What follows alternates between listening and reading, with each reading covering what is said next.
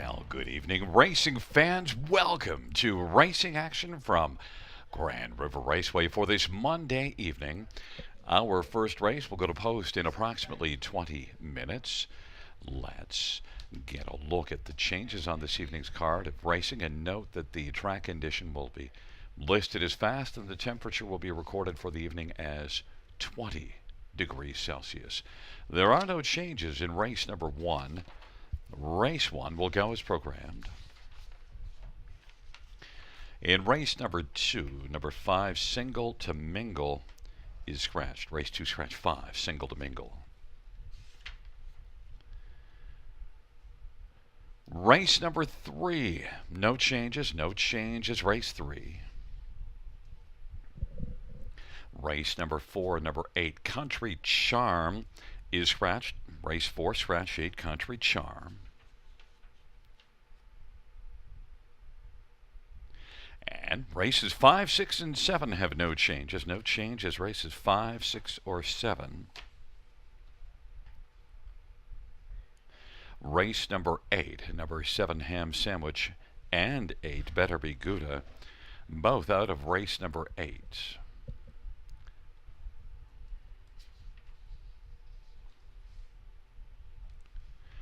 Ninth race, number 9, Love My Rockin' Bird. We'll have a driver change to be announced. Race 9, the 9 TBA, which is the final dash.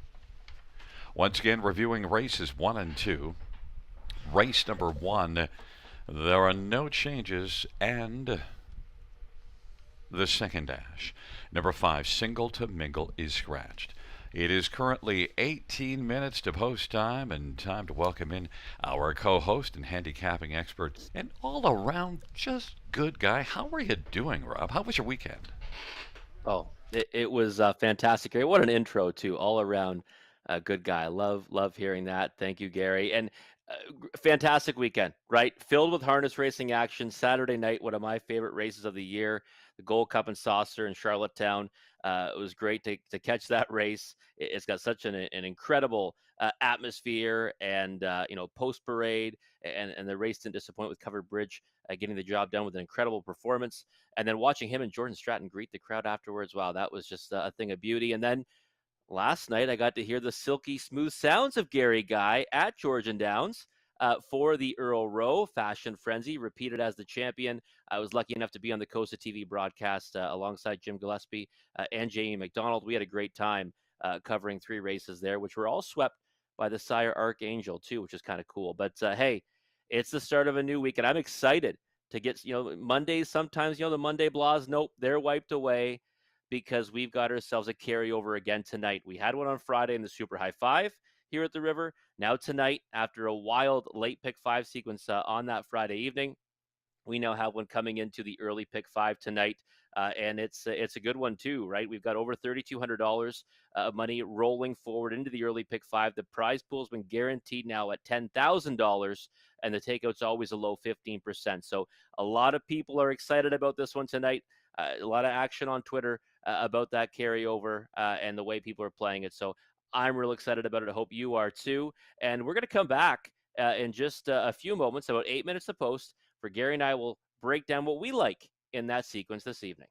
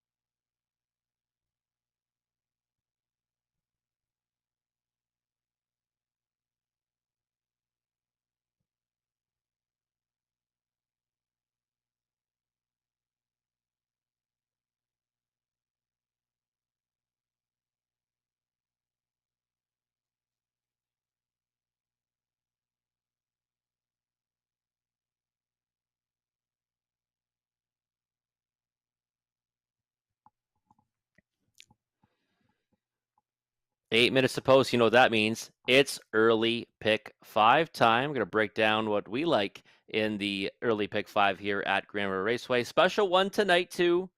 Got that carryover of $3,227. Low takeout is always 15%. We've guaranteed the pool tonight at $10,000. A wagering opportunity you do not want to miss out on. And I like this sequence. I really do. When I looked at it from top to bottom, I really thought there was some opportunity in it. And it kicks off with 2-year-old trotting fillies in the Prospect Series. We got two of those divisions tonight. They're both going to kick off multi-leg wagers in races 1 and 6. So very interesting when you've got those 2-year-old fillies going behind the gate. But just a 5-horse field in the opening dash, and I'm going 3 deep. I'm going 1, 3, and 5. Right now, the 5 showed Holiday is 1 to 9 on the board, which I think is obviously too short for any horse in this field. So I'm going three deep with the 1, 3, and 5. That one did make a miscue last time, may have been on her way to victory, but still, I mean, every horse in this race has made a miscue at one point in their career or while they were prepping for their career. So I'm going 3 deep here, 1, 3, and 5. Race 2, the 1, 3, and 4 are the ones I'm using, but I'm taking a shot again on the 4, Queen of the Deck, as a horse on top.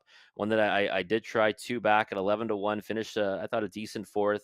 Last time took on much tougher in the OSS Grassroots, and I'm just hoping maybe, tonight she might get put into play more. I think she's got some ability, so I put her on top in there. I think Molly's game, might be the one to beat.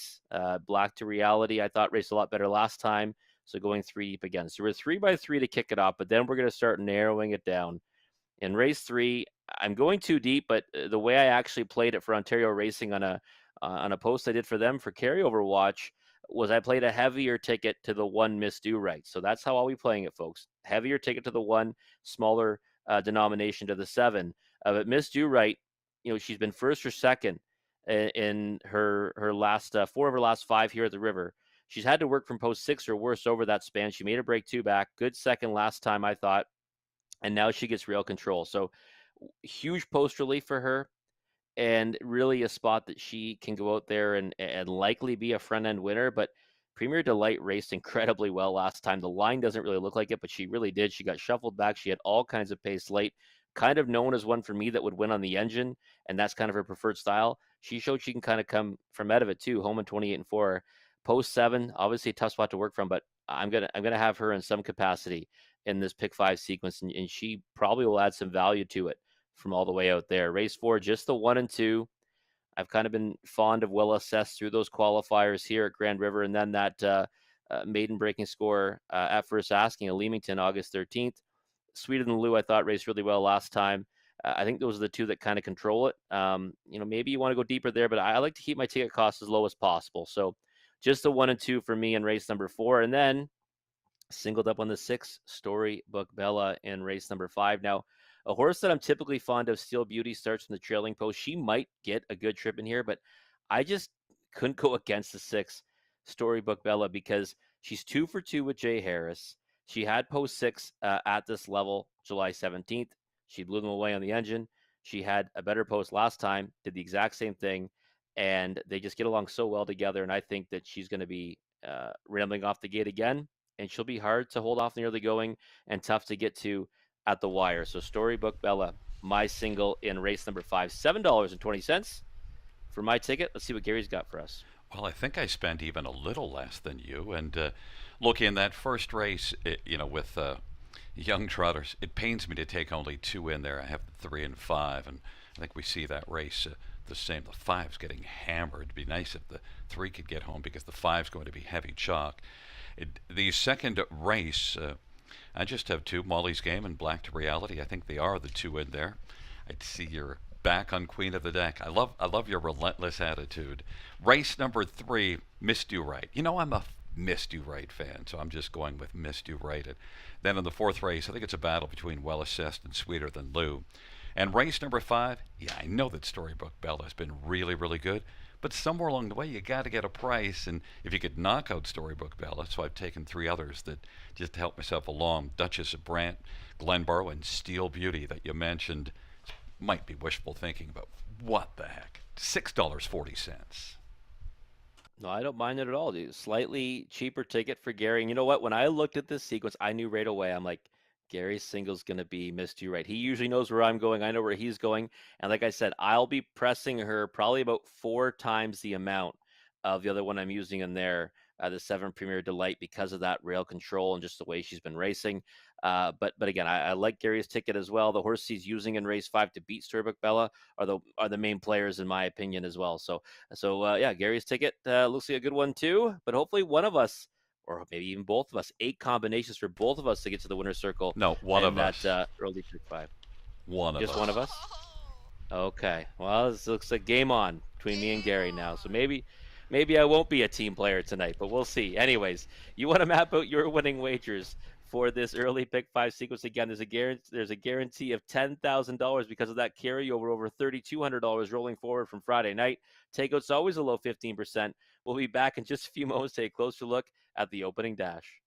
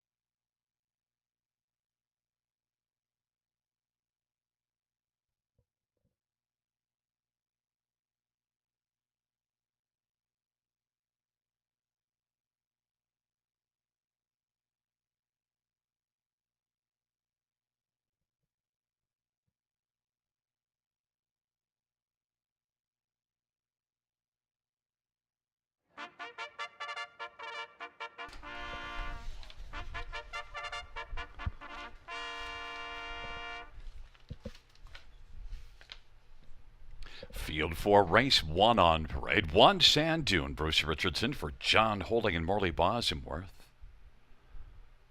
Number 2 is Hope and Glory, Steve Byron for Gino Cicero. Number 3 is the Blondie, Travis Henry for J.F. McGuire.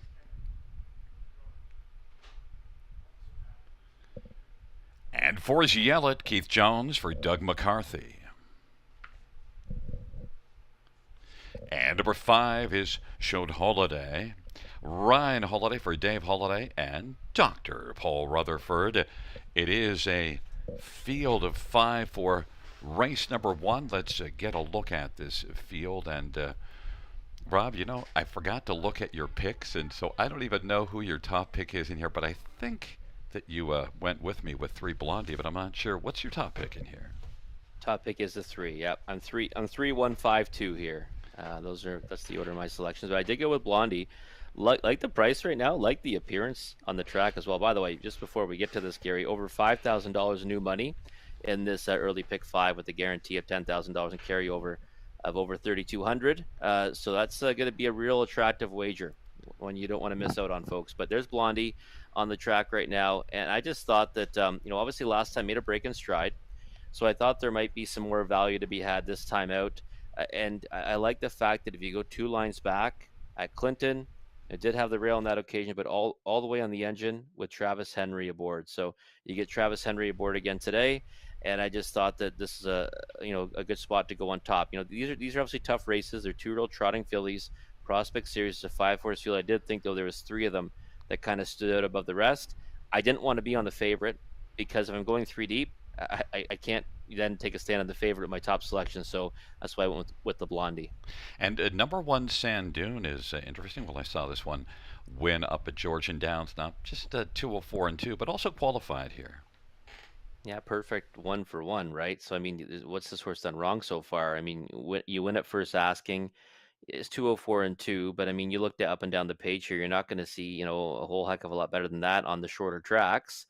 And it does have that qualifier here. Obviously, made miscues or made a miscue and then got distanced at Mohawk Park in a couple, and then on August 2nd, took a spin around here and was second to had me at Whiskey, who we'll see later on in the card. And I just thought, off of victory, pretty hard to discount this one, and you'd have to think that. She'll be in the mix throughout. Obviously, she's got to get away cleanly from the pole position. I kind of hate that starting spot for a young, inexperienced trotter, but if she can navigate the start, I think she'll be okay throughout and should throw her hat into the ring. Not as much experience, of course, as 3 Blondie and 5 Showed Holiday, so maybe Sand Dune. Sometimes you can look at it one way as lacking experience, and another way as saying maybe there's more topside. I actually do agree with that. It was interesting. We were, doing the broadcast last night at Georgia, and that bombs away race, that maiden trot. And that horse actually had a million chances, right, to break her maiden. But we were talking about how sometimes you want to go with the horse that maybe more inexperienced in those spots, right? Because we don't know what their ceiling is yet. And with Sand Dune, we don't know what it is yet. She's 1 for 1. She can build off that one and maybe kick off her career 2 for 2. Number 5 Showed Holiday has been taking the money all the way through the betting cycle. Now is it even money? That break last time out, though, with Georgian Downs, I would have thought that scared some people away, but I still did expect to be the favorite. I agree with you. I thought the same thing. And that's probably why I have her picked for third, is that I thought she would be probably around 6 to 5 or less. And she's taken support in all of her races. You can say she hasn't turned in a bad effort yet. She was really good in her lifetime debut, or sorry, her second start, her first start in the Prospect Series. She was fantastic in victory after obviously going against Tougher in the grassroots, and then got beat by Blondie. You got the worst of the 2 trips between those two on that occasion.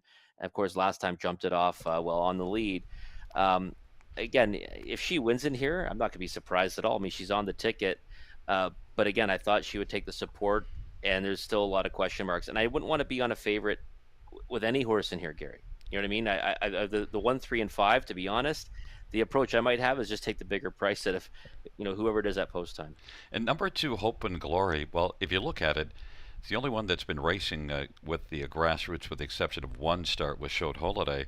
But this one's been racing 3 starts in that grassroots and has a good post position. It's interesting to see. Well, what do you think of that? Yeah, it is because we don't know yet if she can go out there and go with these, right? She's been facing tougher in each of her last 3. She made a break in stride in her lifetime debut, so who knows? Maybe she can go out there and be competitive. I would kind of shy away from that at this point. I want to see more from her, but again, 17 to 1, unknown quantity really at this level. It might be worth a crack if you're willing to back a long shot at a big price. It is a field of 5 for race number 1. We have 2-year-old trotting fillies, the Prospect Series, and it's Sand Dune and Hope and Glory on the inside. In the center, the Blondie, and to the outside, Yellets and Showed Holiday. Field of 5, race number 1, first of 9 dashes on a manic Monday at the river.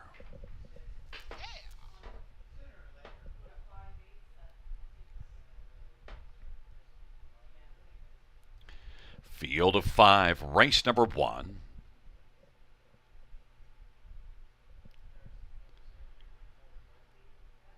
And off stride right now is Yellett. There at the start of the rough, Sand Dune, the Blondie, and Showed Holiday to the outside. Then Hope and Glory is on the inside, but right now Sand Dune is able to grab the early lead. Sand Dune and racing now Hope and Glory went off stride, so now it's the Blondie who's racing and inheriting second, and Showed Holiday is third. Sand Dune as they race their way on to the opening quarter. Bruce Richardson leads it by 2. The Blondie is racing second, and then it is Showed Holiday, the 4-5 favorite, racing third. That opening quarter was 30-4. Sand Dune up tighter in the pocket is Blondie, the Blondie, and then third is Showed Holiday.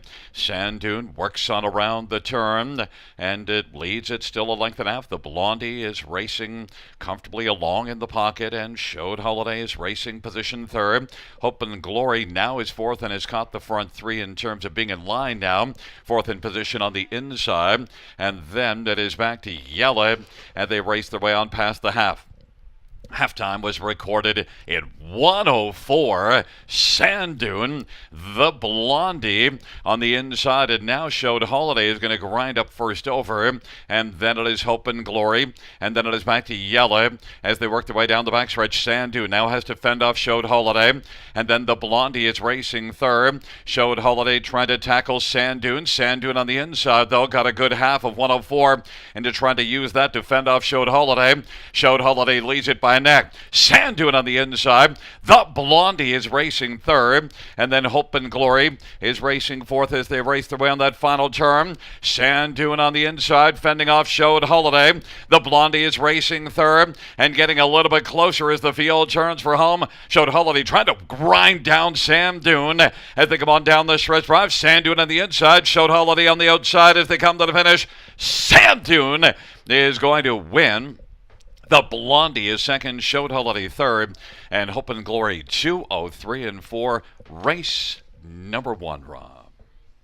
Yeah, as we said, right? You didn't want to be on a short price there.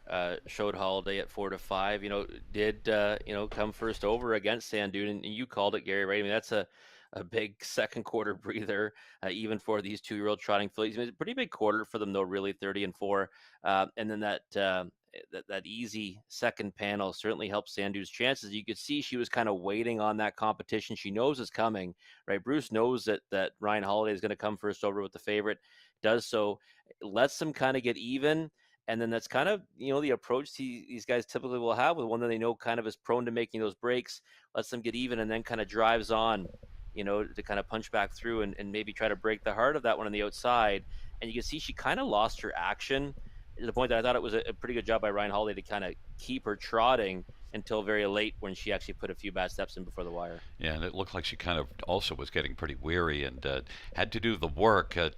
Everything laid out. When you have that shorter field, one thing to always remember here on the half-mile track is sometimes you can really steal the half because, well, nobody wants to come after you in a shorter field.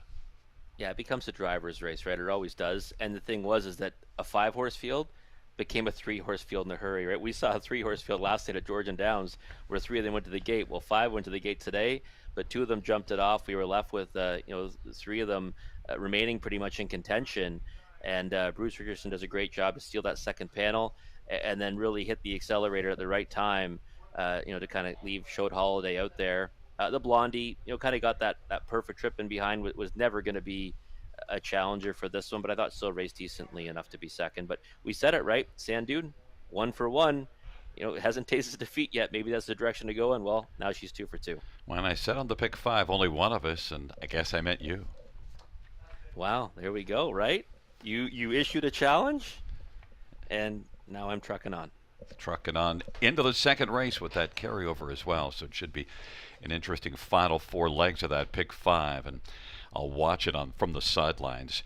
Back in front of us is one Sand Dune, a 2-year-old looks like a Chippendale Bay filly, owned by John Holding and Morley Bosworth. John Holding is the trainer. Bruce Richardson, the winning driver. 2 for 2 lifetime is Sand Dune, 2-3-4.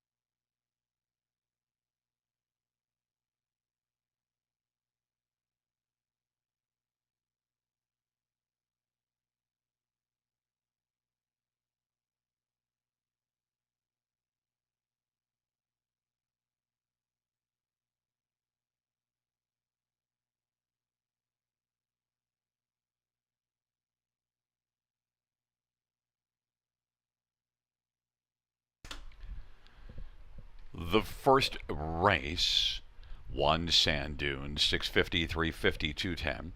3 The Blondie, 350, 210. 5 Showed Holiday, 210. $2 race actor, 24.40. $1 tribe, 19.45. $1 superfecta, 27.15.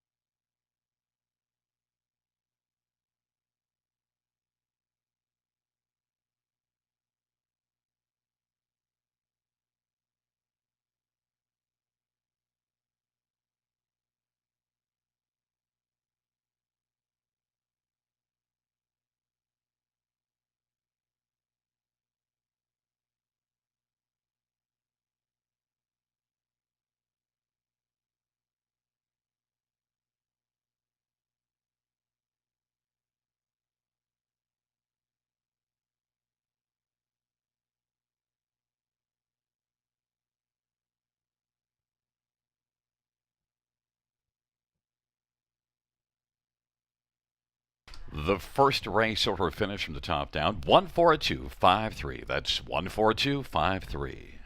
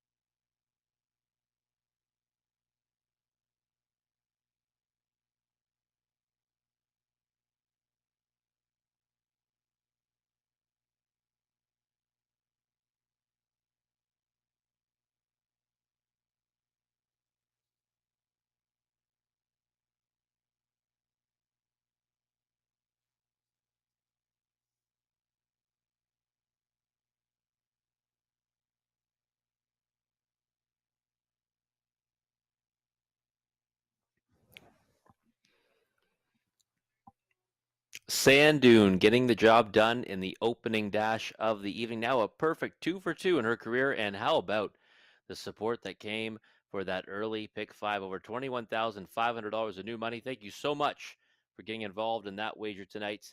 It promises to be a good one, right? No matter really what comes in, you've got to carry over that kind of pool. Should be a real good one to be a part of. Good luck if you're still kicking along. I am, but I'm still going to jump in on the early pick four, which started right here in race number 2. Guaranteed pool $2,500, low takeout 15%. We were just getting a look at my top choice in this race, Queen of the Deck, in the paddock, getting her game face on, getting ready to go to battle in this non-winners of one race for 2-year-old fillies. There's the wind. Flags are lots of action going on there. Looks like it's coming at their backs in the stretch. Yeah, it would be, right? 1, 3, and 4 for me in the opening. Like, I do like Queen of the Deck, and I'm kind of, intrigued by the action she took early too. She took some early support, and she's a horse that I've kind of been waiting on again to get back here. The river. Last time I backed her here, she was 11-1 in a race won by Scrappy and didn't really have much of a chance. I'm hoping she gets put into play more tonight. 4-1 right now on the board. I'd be okay with that price. Was hoping for a couple points higher, but she's the one I'm going with on top. But I'm also using the one Molly's game. I mean, she looks like the one to beat coming into this. And Black to Reality, I thought raced a lot better last time.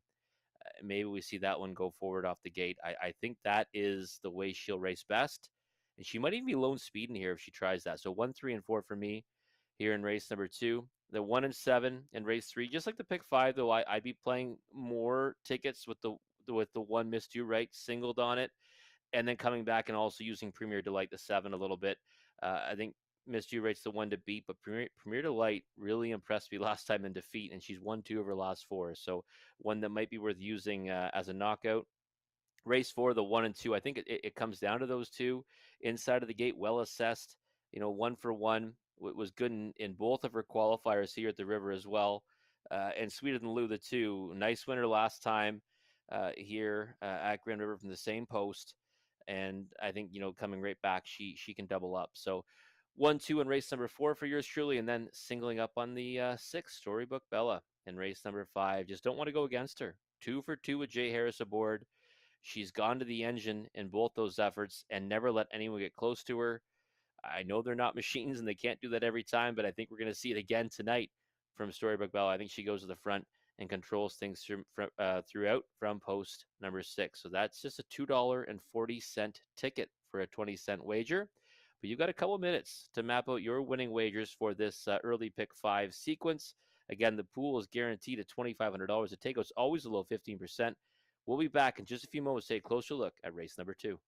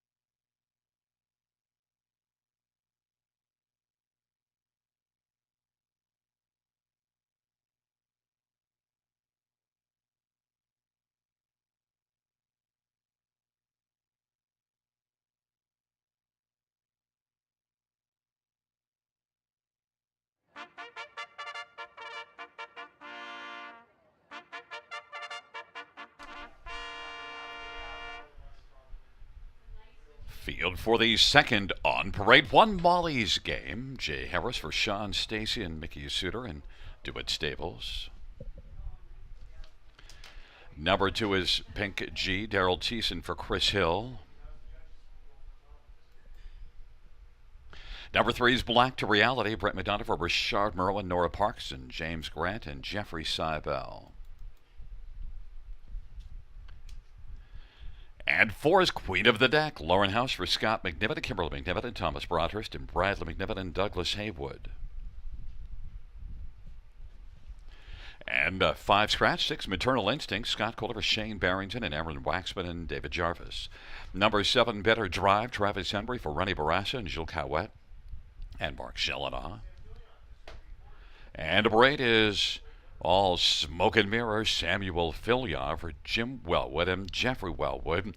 Field of seven, race number two. Let's get a look at this field. And, well, we're going to start with number four, Queen of the Deck. And, Rob, my question is this your current version of Rock and Bow?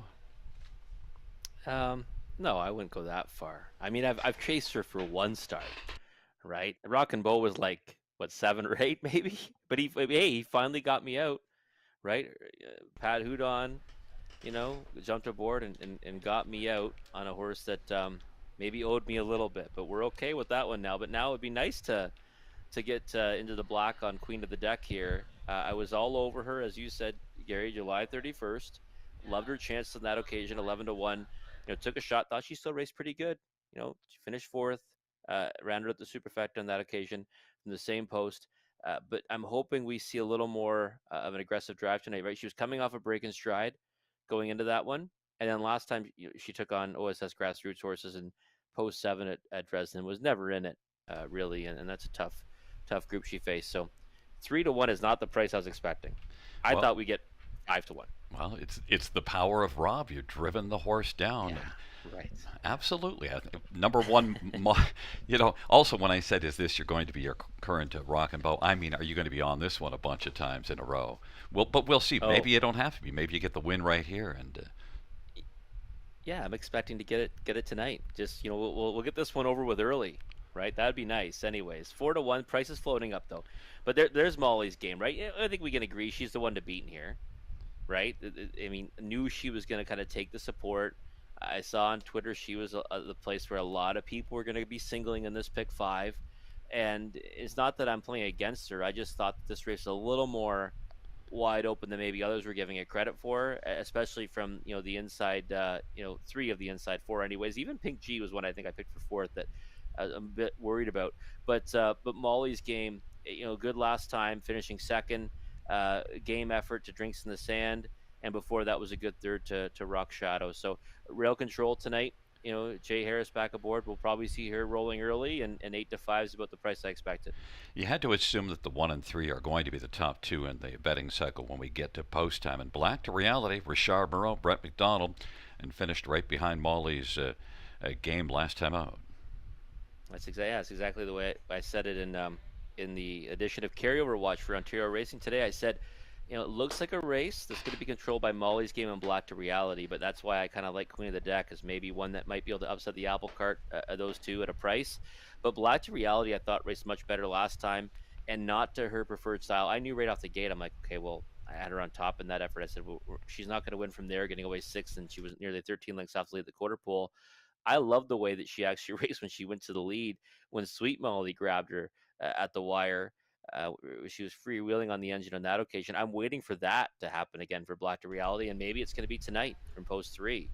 Looks like a field that you'd want to do that against, right? Just try go forward off the gate, try to run them off their feet, and I think she can do that, right? 3 on the board, finishes in 6 starts, and I think she's a big time danger in here. But 2-1, no surprise. And then a horse at a bit of a price that would be really interesting, because we don't know Pink G that much just yet. But we see the back half of the qualifier here. 2 qualifiers here to get ready, but the last one was a lot better.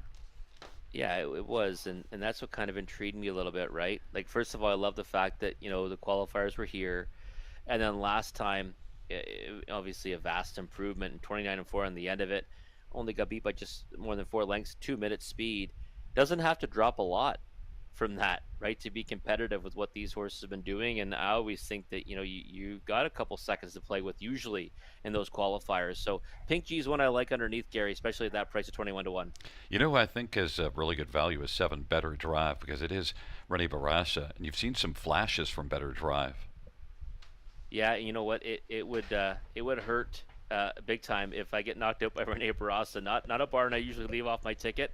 I looked at it and said post 7, but now it's only post 6, and that's what kind of led me to just kind of leave off my multi-leg tickets. But yeah, I never like to leave that barn off my selections. It's a field of 7. It's race number 2. taking up their positions. Molly's Game and Pink G on the inside. In the center, Black to Reality, Queen of the Deck, and Maternal Instinct to the outside. Better Drive and all smoke and mirrors. Field of 7, race number 2. It is post time. It's another manic Monday. Here they come.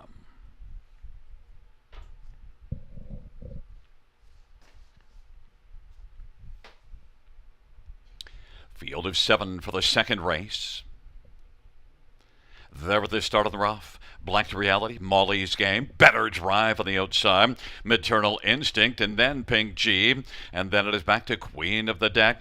And back trailing the field is All Smoke and Mirrors. Molly's Game has got the lead. And Black to Reality is about 2 lengths black. Then racing third is Better Drive. Maternal Instinct is fourth. Pink G, Queen of the Deck, and All Smoke and Mirrors. Molly's Game, 5-2 on the board, has the lead. Black to Reality's the 3-5 favorite. Length and 3/4 from the front, 28-3, the opening panel. Better Drive from post position 6, actually, got out well and is racing third. Then Maternal Instinct and Pink G. Then Queen of the Deck and All Smoke and Mirrors, and they race off the turn. Molly's Game has the front as they race on towards us over Black to Reality. Better Drive and Pink G took to the outside now and is working first over. Maternal Instinct is fifth to the inside. Then it is back to Queen of the Deck and All Smoke and Mirrors. 59-2 halftime. 30-4 second panel breather. It is Molly's Game. Black to Reality is racing in the pocket. Pink G is getting closer. And Better Drive is racing fourth. Then Maternal Instinct, Queen of the Deck, is kicking in now, but has a lot of work to do. And is now about 7 lengths off the lead. Back trailing is All Smoke and Mirrors. Molly's Game still at the front. Molly's Game. Black to Reality. Pink G on the outside, sharing second with Black to Reality. That pair is about 2.5 off the lead. Molly's Game, 3/4, 129-1. Molly's Game. Black to Reality. Pink G. Better Drive and Queen of the Deck in the field turns for home. Molly's Game on down the stretch drive they come. Black to Reality and Pink G on down the stretch drive for Molly's Game, continuing on gamely.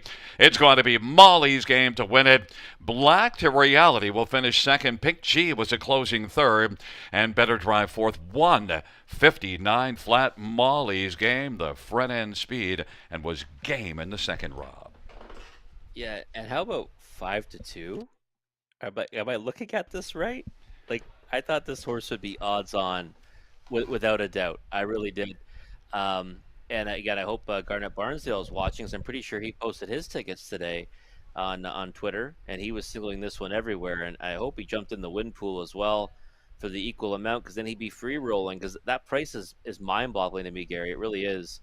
I thought she'd be odds on in here with Rail Control. I thought she was clearly the one to beat. I was taking a shot at a bigger price with Queen of the Deck. It didn't work out. She got away a long way back again. And when the second quarter flashed up the way it did, and the halfway point 59-2, I know she's got no chance. But yeah, I did not expect 5-2. Yeah, you had to think that Molly's Game was to be the favorite, no? And, well, Black to Reality took all the money and, look, came from further back in that last race. And interference, of course, also Molly's Game. But it closed up to be close and came from further back. And, Richard Moreau, maybe those factors caught all the money. I guess, yeah. I mean, 2-hole trip tonight to Molly's Game, and obviously, couldn't get near her at all. And, the horse that I'm going to put on the watch list, the good list, that is the 2 Pink G, because that was an impressive performance. First time starter, stuck on the rim first over for a long way.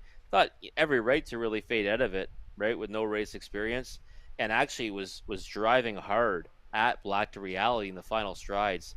Didn't miss out on second much at 25-1. So going to have that one on the watch list for next time. And we probably got a reminder that you can't leave Rennie Barassa fully off the ticket. Oh, you can't. You can't do it. No, the horse got good position early too, right from post 6. Got away in the 3-hole at 19-1, and not tonight for Queen of the Deck. And maybe you're right, might be my new rockin' bow. Back in front of us is one Molly's Game, a 2-year-old Better is Delight Bay filly, owned by Mickey Suter and Dewitt Stables. Sean Stacy is the trainer. Jay Harris, the winning driver. First win for Molly's Game, 1:59 flat.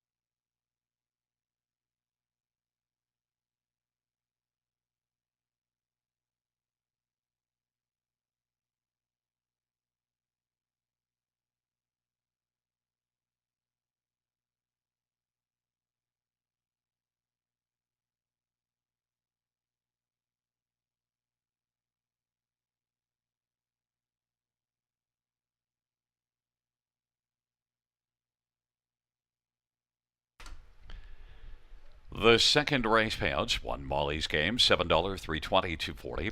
Three black to reality, 250, 210. Two pink G, 590. $2 exactor, 1480. Dollar try, 40.95.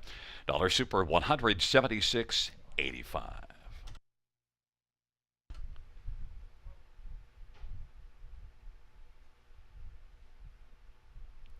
Double of 1 and 1, 1670.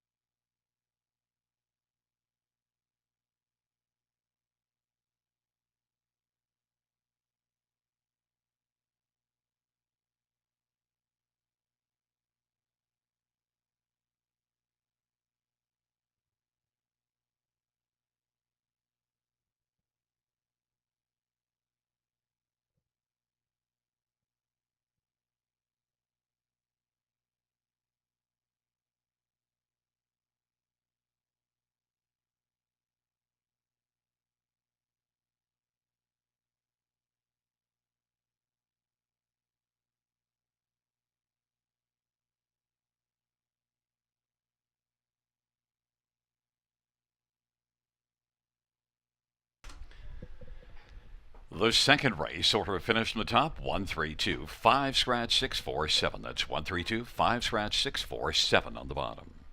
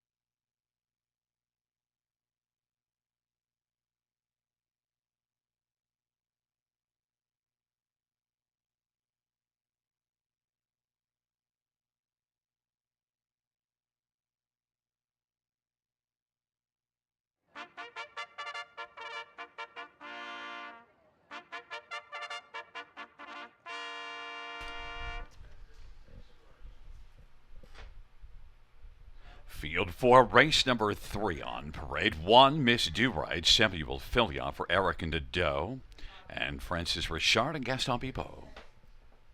Number 2, Wasega, brought me down to our last position. And number 3, Lions, Lady Luck, Scott Kohler for Shane Barrington and Ricky and Randy Ryer. And number 4, Handbag of Cheesy's Nick Boyd for Wilfred Perot and Joanne and Grant Kernow. And 5 is Watch My Honey Drip, Travis Henry for Michel LeBlanc. Number 6, Stonebridge Theme, Anthony Hunt for J.P. Marshallton. And number 7, Premier Delight, Jeffrey Hunt for Patrick Hunt and Miguel Freitas. It's a field of 7. It's race number 3. Let's get a look at this field, and, well, we'll start with my favorite horse, or at least one of them. Number 1, Miss Do-Right, Rob. Yeah, she's been doing good things from the outside of the gate, hasn't she, Gary? And, when you look at what she's done at Grand River, 4 top 2 finishes and 5 starts here, post 6 or worse in each of them. Of course, the break and stride 2 back obviously took her out of contention, but other than that, she's raced remarkably well. 6 top 2 finishes and 8 tries so far in her career, and now you get rail control. So you guys certainly like that, but that's why she's 3 to 5 right now. I thought she looked like one that would probably take the most support of any horse in this pick 5 sequence, and that's why on one of my biggest denomination tickets I keyed her, just thinking that obviously that post relief, her early foot should have her controlled things throughout. And here it looks pretty sharp in the track right now. Clear one to beat. One thing that worries me, she has such excessive gate speed, or great gate speed, that you don't really need to be down on the inside because you can just beat them all off the gate. Now leaving on the inside when you get into that turn, and we've seen this one make a break early. Yeah, she's gotten fumbly before the first turn, and the rail, it's kind of a myth. And when I talk to drivers, a lot of time they say that they actually don't prefer having that spot with a horse with speed, because you're kind of accelerating to the turn, and then horses are kind of crashing, down beside you, or trying to get in front of you, and they can sometimes have these horses, behave badly and make a miscue. And she's done that before when trying to leave from the outside. She's probably one that you're better off being a couple of spots off the rail, but I still think that when you look at the field top to bottom, I mean, she should just inherit the engine as the wings of the gate fold away. Maybe Wasaga's one that might try to go with her, but I think she'd be more than happy to drop the 2 hole behind her. And number 7, Premier Delight, won at a little more than 10 to 1 here. 2 races to go, fire to the front. It was great. Last race, finishing 3rd, but at least was against tougher. And you've got some thoughts on that last race. I do. You know what? I actually was more impressed with that effort than I was her 2 victories, because both victories came on the front end from post 6, and well, 7 to 1, 10 to 1, and in between that, right? She took lots of support. She made a break, but there was an equipment change for that effort. They lengthened the hobbles. They pulled them back in for the August 7th victory. But last time she got away in the 3 hole, she got shuffled back, had no right to really, get back into contention. And it wasn't like she got close to the winner. Chaco was gone, but she ended up getting into 3rd. Was 4 lengths or so back of the one that was victorious, but she was flying late. I mean, 28 and 4 in the end of it, and she had to wait for clearance, and then she was accelerating right to the wire. So she's one that has shown a little bit of versatility now, but she might blast out from post 7 because she's got those kind of gears. And if she gets put into play at any point in the race, I think she's the one that might be able to issue a challenge to Miss Do Right. And looking at the money on the first 2, number 5, Watch My Honey Drip, this has been one of your favorites, and I think you kind of sold me on her. I've got her picked for 2nd. We'll see how it unfolds, but 9 to 1. Big Robert off angle here. My dad even commented on that. He said, you've been on this horse, for her last few efforts, and now you're jumping off the bandwagon. And you know what? I just thought that this looks like a particularly difficult spot for her tonight. And you look at, she's obviously dropping down significantly from her last one. But if you go 2 back, I mean, she's racing condition claimers at that point. I just thought that leaving out from post 5, she might end up in no man's land, because Miss Do Right's going to blast out of there. Premier Delight might do the same. I just don't know what the trip scenario is going to be for Watch My Honey Drip. So I put her in the 3rd spot. But yeah, it would probably break my heart if she's the one that busts me out of the pick 5. You know, your dad keeps trying to coach you. Maybe at this point he should realize maybe you're just not the best student. Well, maybe. I mean, he'd probably agree with you on that in many ways. But he's been teaching me handicapping since I was about 2. So quite a few things I've listened on. Some things maybe not so much. What about number 2, Wasega? Let me listen on this 35 to 1 shot getting onto the ticket. Early speed, right? I mean, we always say that about Wasaga. She doesn't finish the way she used to be able to. Not that she was ever one that was strong late, but she would usually be able to stick around for a bigger piece. I looked at this race and said, you know, it's kind of void of early foot. Other than Miss Do Right, she probably stuffs herself into the pocket early, and she might be able to stick around for a piece of it late. 35 to 1, not a bad number in the bottom of the Trier Super. That would be beautiful. Taking up their positions, Miss Do Right was Sega. Lions, Lady Luck on the inside of the center, handbag of cheesies and Watch My Honey Drip. And to the outside, Stomper's Theme and Premier Delight. Field of 7, race number 3. Here they come. Field for the third is gathering speed, approaching the start. Giddy up. There at the start of the rough, Miss Dubray. Handbag of cheesies, Watch My Honey Drip, and Wasega's on the inside. Then Premier Delight, Lions, Lady Luck, and trailing the field is Stonebridge Theme. Miss Dubray is doing the early lead as they race on into the backstretch. Wasega is positioned second. Handbag of cheesies has found a spot on the inside third. In front of Watch My Honey Drip, and then Lions, Lady Luck, and Premier Delight. And Stonebridge Theme is back trailing the field. Miss Dubray 3 to 5 on the board, leads past the opening quarter. Wasega 30 to 1 is racing the pocket. Handbag of cheesies is third. And now Premier Delight starts to march on the outside. Watch My Honey Drip is fifth on the inside. Then Lions, Lady Luck, and Stonebridge Theme.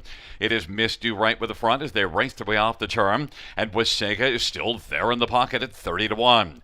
Premier Delight is on the outside and moving up first over and giving cover to Watch My Honey Drip on the outside. Handbag of cheesies at fifth on the inside. Then Stonebridge Theme and Lions, Lady Luck. 58 and 3 halftime, 32nd second panel. And it is Miss Do Right freewheeling on top right now. Leads it by about 2 1/4. Premier Delight trying to chip away. Wasega's on the inside third. Watch My Honey Drip is a racing position to fourth, second over on the back of Premier Delight, but now is going to pop off that one's cover. And then Handbag of Cheesies and Stonebridge Theme and Lions, Lady Luck. It is Miss Do Right, 3/4, 127 and 1. Premier Delight is chasing hard. Watch My Honey Drip is racing third. Handbag of Cheesies Wasega has retreated to fifth, and then it is Lions, Lady Luck, and Stonebridge Theme. Miss Do Right, Premier Delight is not going away. Miss Do Right on the inside. Premier Delight is chasing on the outside, but Miss Do Right has got more and is coming to the finish. Miss Do Right, Premier Delight, Miss Do Right on the inside, holding off Premier Delight. Then Watch My Honey Drip and Handbag of Cheesies, 156 and 3. Miss Do Right, 3 to 5. Yeah, 3 to 5. And you listen, Miss Do Right wins it. I mean, she gets that second quarter breather. She gets to the front safely. Kind of lined up the exact way I thought it would. Wasaga just couldn't stay with her. But my word, Premier Delight. I mean, this is like a ridiculously good effort. And this horse has the opportunity to find gears when I thought there's no gears left, because she ended up getting away. Gary, she ends up getting away, trying to leave out of there. She was last at one point on the outside. Jeff Hunt decided, you know what, I'm just going to drive on. He drives on first over from last, is out there the entire way, puts in a couple steps at a couple inopportune times. Looks like she's put away, and then just lunges again at the wire when they're banging home pretty good. I cannot even put into words how good of an effort that was by Premier Delight, and she goes right to the top of the watch list, as she already was on that list coming into this. 6 to 1 would have been a better result for the pick 5, but Miss Do Right holds on. And it was just by inches. Did you see how much ground Premier Delight was making up in the last few feet? Yeah, it was unbelievable. And you know what the thing is, too? When do we usually see that? When it's like a 31-second final quarter. Well, that wasn't the case here. I mean, Miss Do Right was still moving pretty well to the wire, and Premier Delight, I mean, like I said, that this is a horse that, you know, I thought had a big shot tonight. The way the trip panned out, I said, okay, she's got no shot now. And then she somehow, Like I thought, okay, maybe we'll still stick around for a second. We'll get this exacta down, and then all of a sudden, here we go. She might actually get there. And she didn't, but monstrous effort. She draws inside next time. I won't be looking elsewhere. That's for sure. And Watch My Honey Drip raced very well. She did. She was spotted second over to Premier Delight. They kind of lost a bit of ground to the leader at one point, but she when she went three high, she didn't really have all that much pace. But she raced well to be third. Back in front of us is the winner of the third one, Miss Do-Right, a 3-year-old sports rider bay filly, owned by Francis Richard and Gaston Bibeau. Eric Nadeau is the trainer. Sammy Fillion, the winning driver, fourth win this year in lifetime. Miss Do-Right, 156-3.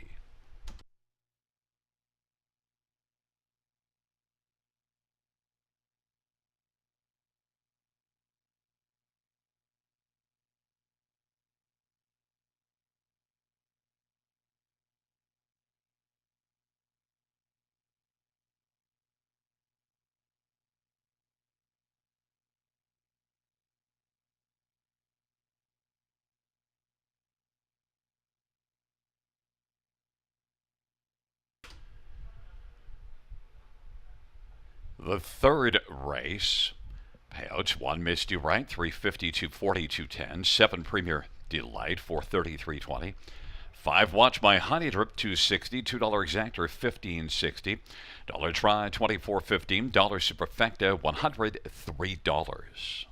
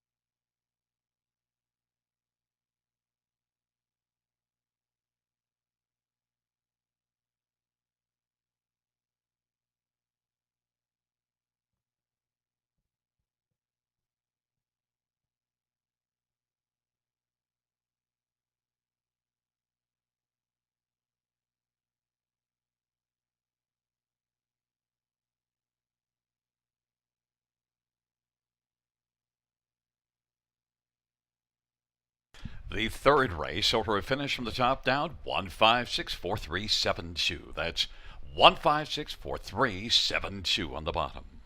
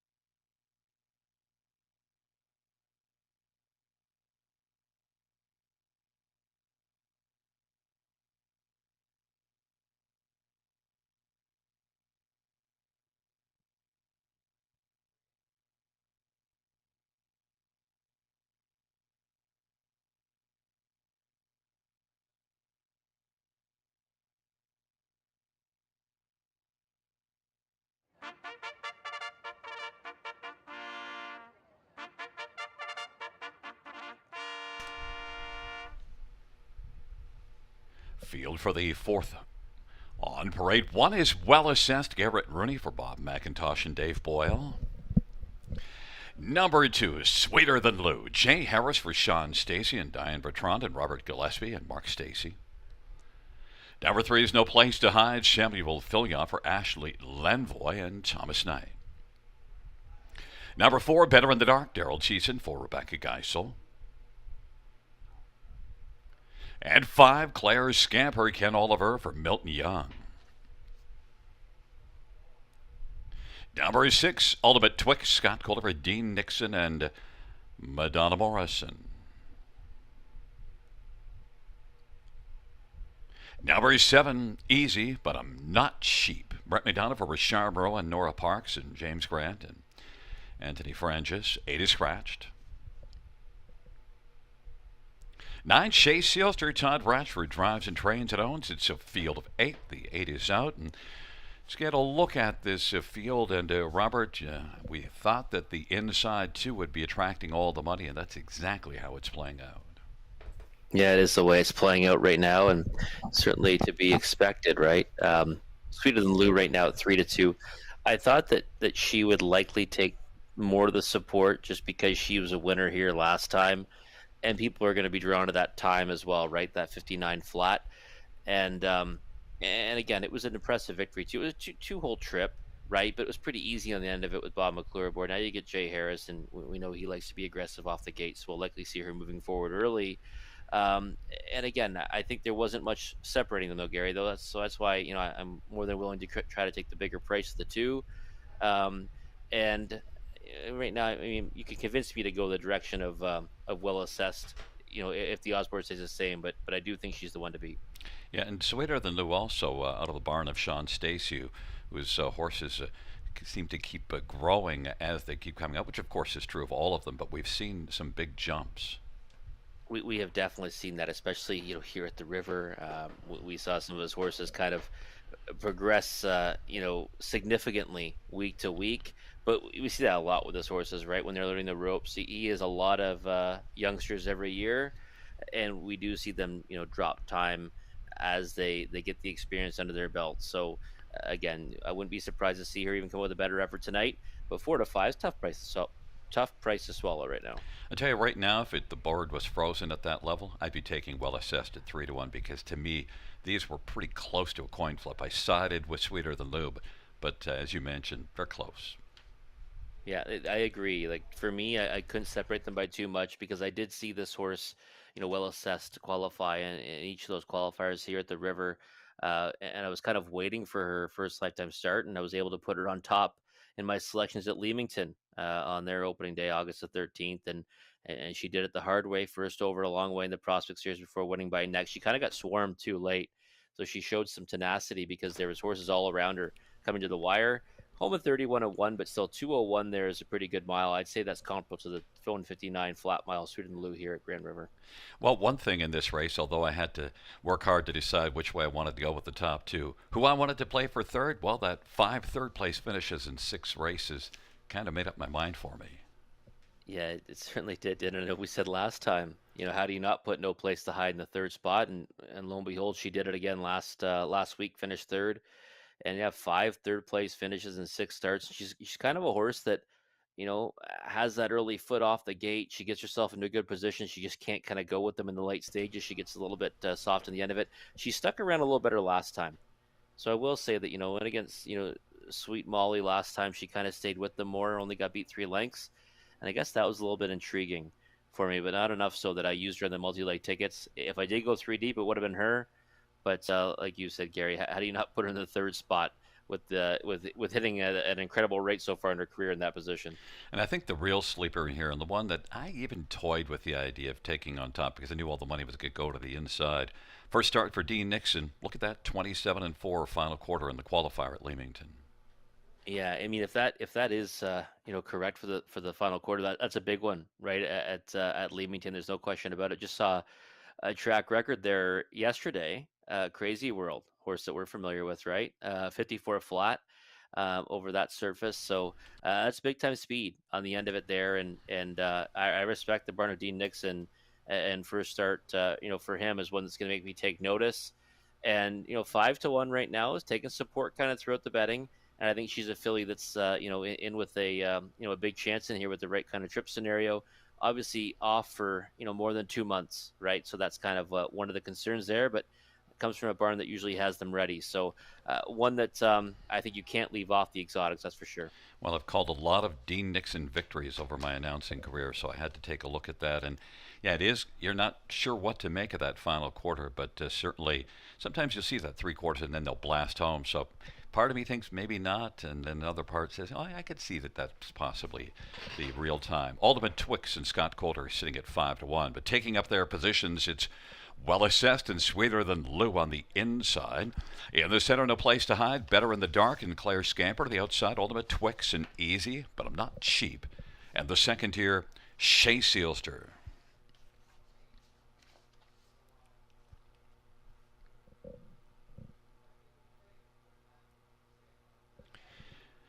It's a field of 8, race number 4.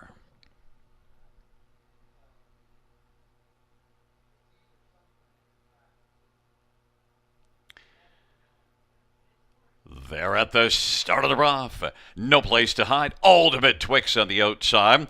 Sweeter than Lube, not so sweet. Made a break in stride. Well assessed on the inside is going to press on through against No Place to Hide. Well assessed is going to take the lead. No Place to Hide is second. Easy, but I'm not cheap is racing third. And then it is Ultimate Twix and back to Better in the Dark and Shea Sealster. And then Claire's Scamper. Well assessed with a from. Easy, but I'm not cheap is looking to come on now and flash some speed and take the lead. 28-4 the opening quarter. Easy, but I'm not cheap now leads it by 2 1/4. Well assessed is racing second, and then No Place to Hide is third. Then it is Ultimate Twix and Shea Sealster. Better in the Dark and back to Claire's Scamper. And then out of it is Sweeter Than Lou. They race the way off the turn. Easy, but I'm not cheap is not frugal with the early speed in this one. Leads it by 2 1/4. Well assessed is racing second. No Place to Hide is third. Then it is Ultimate Twix and Shea Sealster. Claire's Scamper and Better in the Dark. They work their way into the backstretch of a 58-2 halftime, and it is Easy, but I'm not cheap at 23-1. Well assessed is racing second. No Place to Hide third. Ultimate Twix is going to pop to the outside now and try to close ground, and then Shea Sealster and Claire Scamper and Better in the Dark, and they head to 3/4. Easy, but I'm not cheap. Well assessed, and then Ultimate Twix on the outside made it up to third, but might have flattened out. His No Place to Hide on the inside is now third, and now popping out. Here comes Well assessed in pursuit of Easy, but I'm not cheap. And well assessed now. Looking to pounce and has taken the lead. Easy, but I'm not cheap is second. No Place to Hide is third. And then Ultimate Twix as the field turns for him on down the stretch. Where they come. Well assessed is going to take this one. No Place to Hide second. Then Easy, but I'm not cheap. And Ultimate Twix was fourth. 158 flat. Well assessed. Well, first of all, Rob, the race changed dramatically with the break of Sweeter Than Lou in the early going, and then also heavily bet Sweeter Than Lou, Well Assessed. So we get Sweeter Than Lou at 2-1 is the one that went offside. Yeah. Well Assessed is the favorite at 4-5. Yeah, it's pretty crazy. I thought that the odds would be maybe a bit flipped on those two, but nonetheless, listen, Well Assessed was one that I was fond of in the qualifiers, and then that effort at Leamington, right? 201 flat, did so though, kind of battling horses late, and that track's not as fast as this surface, right? So don't read too much into that time. And it was a nice effort tonight from her. I mean, I know she gets a perfect 2-hole trip, but she comes out at the right time. Garrett Rooney, pulls pocket at the right time, and she does her job, right? She just kind of marches past and scores going away. Complexion of the race did change in the early going, but not sure that it mattered because I thought she was pretty good in victory. And look at that sunset, Gary. It's gonna be better than that. Well, in the sunset early in that race on Sweeter Than Lou for us. But look at what's thing to remember is Easy, but I'm not cheap in that race. It is, yeah. I kind of thought that we might see that from the other entrant from the Moreau Barn tonight, Black to Reality. But we get to see the speed from Easy But I'm Not Cheap, all the way from out in post 7.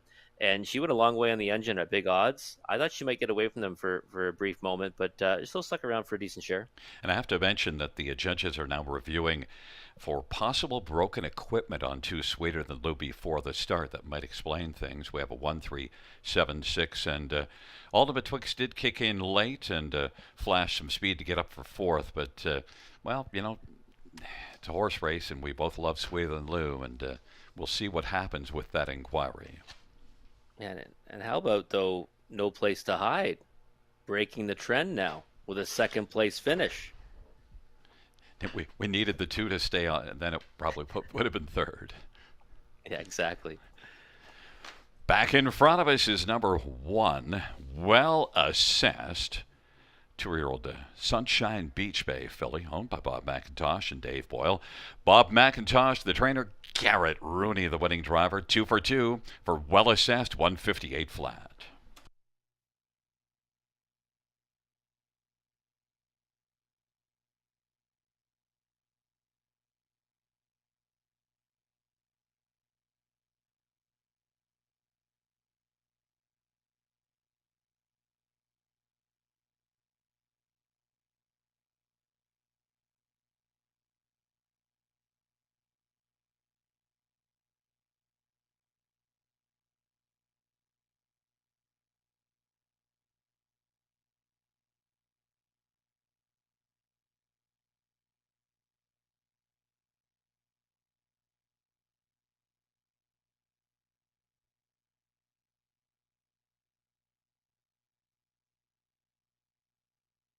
Fans note the judge's ruling that all horses received a fair start. The inquiry sign will go down 1-3-7-6.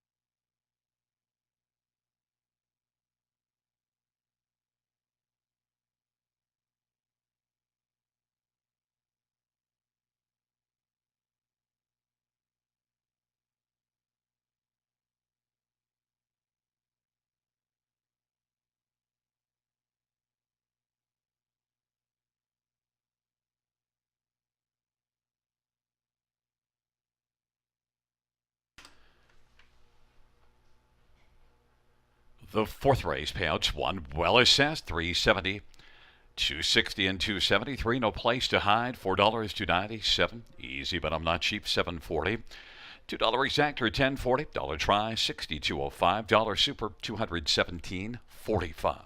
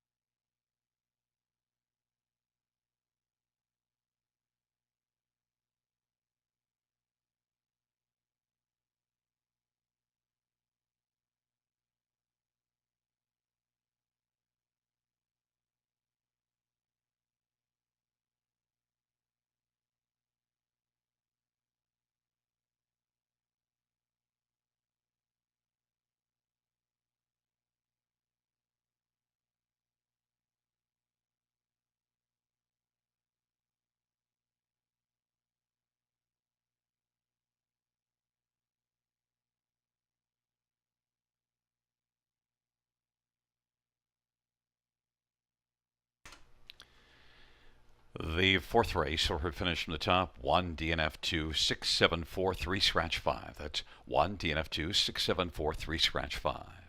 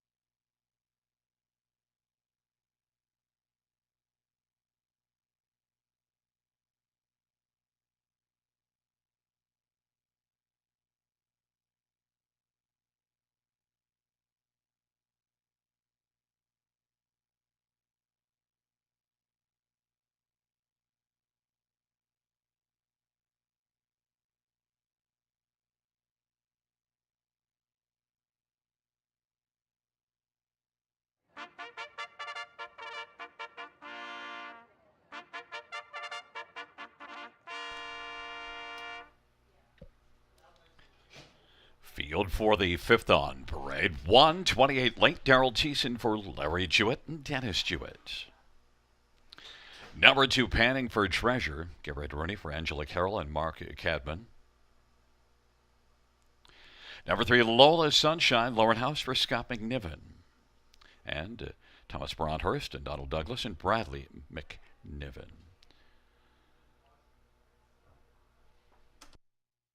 4 is Duchess of Brant. Travis Emery for Chris Haskell and Brooke Marks. And 5 is Dragon Terror. Natasha Day for Doug Millard. Number 6, Storybook Bella. Jay Harris for Robert Kyle Fellows and Murray Cox. Number 7, Glenboro. Ryan DeRoche for Jody Cullen and Travis Cullen. Number 8 is Credit Kahi. It's Anthony Hahn for Patrick Bissett and Lisa DeRoche. And 9 is Steel Beauty. Brett Madonna for Tim Myers and David O'Macaulay. It's a field of 9. It's race number 5. It's the Super High 5 and the last leg of the pick 5 as well. And Rob, everybody's got 6 Storybook Bella on top, and that's understandable. But we all have a different horse for second, all 5 cappers. So we might still get a decent pick Super High 5 out of this. Yeah, we might. It looks kind of wide open underneath, and I mean, obviously, the reason why she's taking so much support, right now she's 3-5, is because her last victory was so dominant here from post 2, and before that, her last win came right here as well from the same post position and with similar fashion. She's a perfect 2 for 2 with Jay Harris aboard, and she seems to really thrive from being handled aggressively and doesn't really let anyone get near her when she's on the engine. Her pick 5, Gary, is an overwhelming choice anyways. $23 for a 20-cent wager, which all things considered, if she goes off at 3-5, isn't a bad payout, considering what's come in throughout the sequence. Yeah, and that's fair because really Storybook Bella should be the story in here. But look there are some others. This is a race with some talent. 9 Steel Beauty. Tim Myers sends them out ready to go. And this is one that's got 8 wins and 20 starts on the year. Yeah, I think she's going to be in the right spot in here. I really do, because she leaves behind a horse with all kinds of speed. If she can stay with that one in the early going, she might be able to get spotted up on a helmet, and that's where she's really dangerous. Steel Beauty's the type of horse that, she's got a real nice late kick. If she gets dragged into it, I think that, she can make her presence felt in here. I almost, maybe went a different direction in this pick 5 ticket. Keed missed you right and went too deep in this leg, but I really wanted to have Premier Delight on my ticket, so that's why I singled up in here in Storybook Bella. I do think she's the clear one to beat, but if one's going to do it, Steel Beauty, I mean, you can convince me right now of betting her to win at 16-1 just blind, because I don't think she should be that price in here. Even though I think Storybook Bella clearly looks like, she can go out there and beat them again the same way she's been doing it. Steel Beauty at double digits, that's a monstrous number. And maybe we should just be following the numbers. 4 consecutive post 1 victories. Can we make it 5 with 28 late? It's a tougher spot, it really is. Like I like this horse a lot too. 28 late's a horse that's, blessed with all kinds of foot off the gate. Obviously going to be pushing out of there from the rail spot. Likely be happy to take a tuck behind Storybook Bella. No reason why I don't think she would, and that's why I think that she's going to put Steel Beauty into a good spot. But 28 late, has been racing really well as of late. Last time obviously got a tough trip. This time though, I think it's pretty hard to get parked a long way from the rail. So I think she lands underneath somewhere. I don't mind her for second or third here. And number 4, Duchess of Brant, is not getting quite as much love as I thought. 20-1. Yeah, that's a horse. You know what? I think obviously Dragon Terror, one that I kind of wanted to see one start, is taking a lot of money right now at 3-1. That's something to be wary of right now, because 3-1 and that horse in here right now might be a little bit telling, and that's one reason why Duchess of Brant, the 4, is going off at 20-1. And we've kind of said that she's been knocking at the door at this level, and she's kind of been racing better and better every week. At some point, she's going to get it together, in this class and get back to the winner's circle. So 21-1 on her is a big price on the board. And although you're using Panning for Treasure, which is logical on the bottom of your ticket, tell me about Dragging Terror and why we both left this one off. Well, I mean, it just you don't know what to make of her, right? I mean, she's obviously first starting Natasha Day, which I mean, I respect that, no doubt about it. But some time between starts, decent lines and downers at two at Cider Downs. I just thought I'd rather watch this horse one time before I jump on her bandwagon. But maybe we're going to be too late because she's taken money throughout the wagering process. That is a pretty fast track, and those times are probably attracting a lot of attention. 53 and 3 last time out. It's 28 late on the inside with Panning for Treasure, Lola Sunshine. In the center, Duchess of Brand and Dragon Terror. To the outside, Storybook Bella, Glenborough, Credit Kahi, and the second tier, Steel Beauty.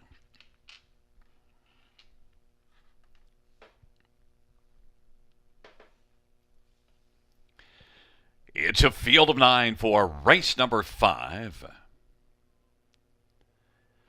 There at the start of the off, 28 Leighton panning for treasure. Storybook Bella is going to flash early speed. Steel Beauty gets out well from the second tier and is racing fourth as they work around the turn. Then Lola's Sunshine, Duchess of Brant, Dragon Terror is seventh.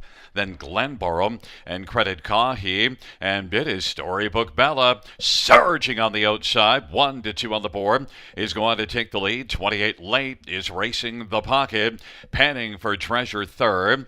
Then it is Steel Beauty, Lola's Sunshine, Duchess of Bram.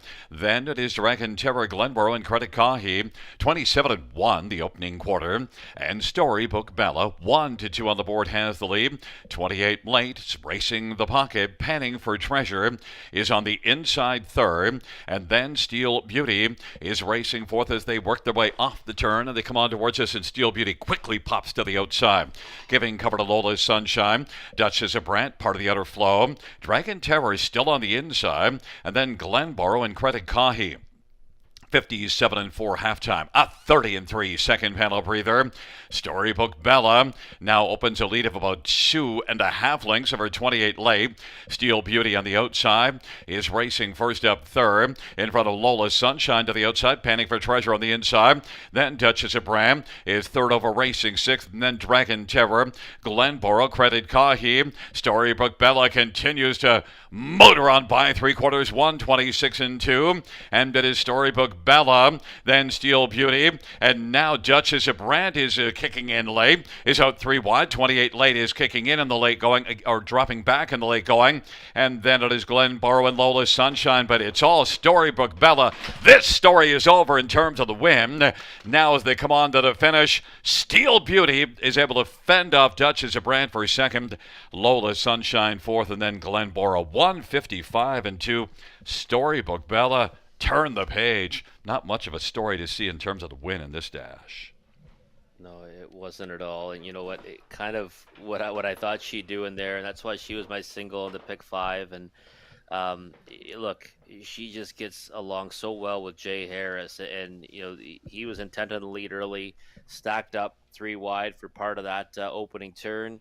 But still gets there. 27 to 1. That's a legit opening quarter. Now she does get that second quarter breather, but still, I mean, that's motoring right along here at the river.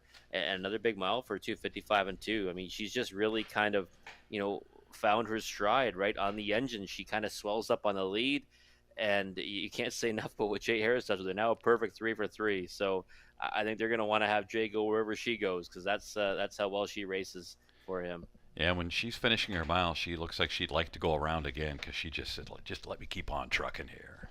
She does, and she did this last time too. Remember, when she came back to the winner's circle, she just kind of galloped along and she kind of goofs around after the race. But she was all business during the mile, that's for sure. Yeah, the work part of it's all done. Now look at Steel Beauty. Nice job by Brent McDonald to get out from the second tier, got away fourth and raced well, and Duchess of Brand. Yeah, the thing for me with Still Beauty, I mean, it works out perfect. 'Cause, I mean, that's the way I kind of saw it, right? 6-9 here. I thought that she would push out well from the second tier. I thought preferred trip would be second over. Didn't work out. So he said, you know what? We're just going to go first up here. Couldn't get to Storybook Bella, but next best thing, right? Fending off Duchess of Brant for second, and kind of, played out the way we thought it would underneath Gary. Yeah, with the exception of Lola Sunshine, we didn't touch on that, but it's nice to get a No. 50 to 1 shot onto that pick five, the high five. It helps. Yeah, it helps, right? You want to get a price into the high five to help it pay 1 to 2 on top. You need a big number there somewhere. Why not Lola Sunshine from the 3 hole at 50 to 1? Glenboro too, post seven, tough spot to start from for that filly. I think we'll watch her draw back inside. Well, we don't get a big number on Six Storybook Bella, and we didn't expect one, but we did expect a big effort and got that. Six Storybook Bella, 3-year-old sports writer, Bay Philly.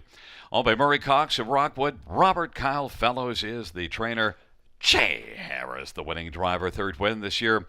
Fourth lifetime, Storybook Bella.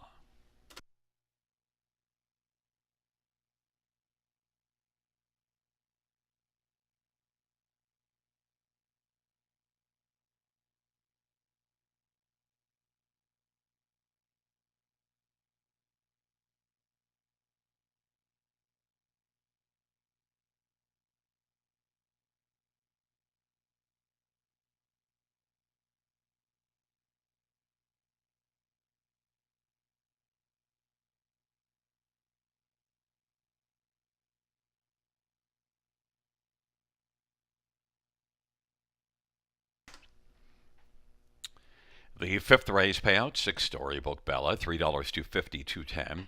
9 Steel Beauty, 630 390. 4 Duchess of Brant, 340. $2 exactor, 1610. Dollar try, 2605. Dollar pick three, 3 of 3, 645. Dollar win for 2465. Dollar high five, 603.40.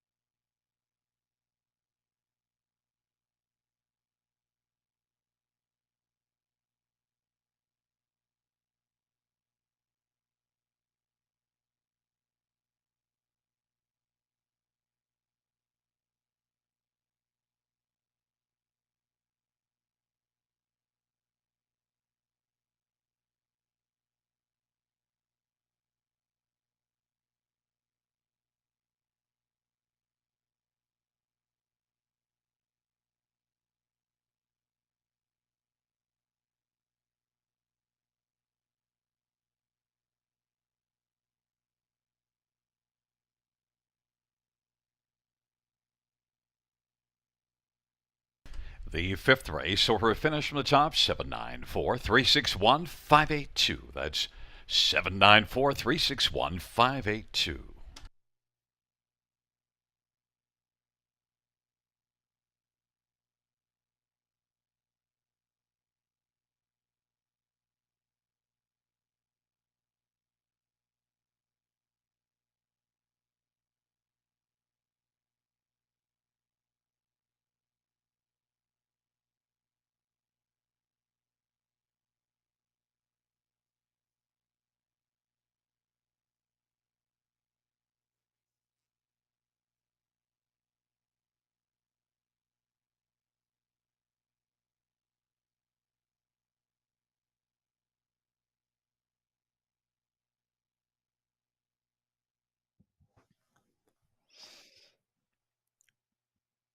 Storybook Bella with another impressive victory here at the river with Jay Harris aboard, going all the way on the engine once again, closing out that pick five, which all things considered paid pretty well. It was a pretty chalky sequence. Hopefully, you're able to make a few dollars on that one. But now we move on to race six, and with just a nine banger here tonight at Grand River Raceway, it's your last chance to play one of those big multi wagers. It's the late pick four, no late pick five tonight, just a late pick four. You want to jump in right here in race number six.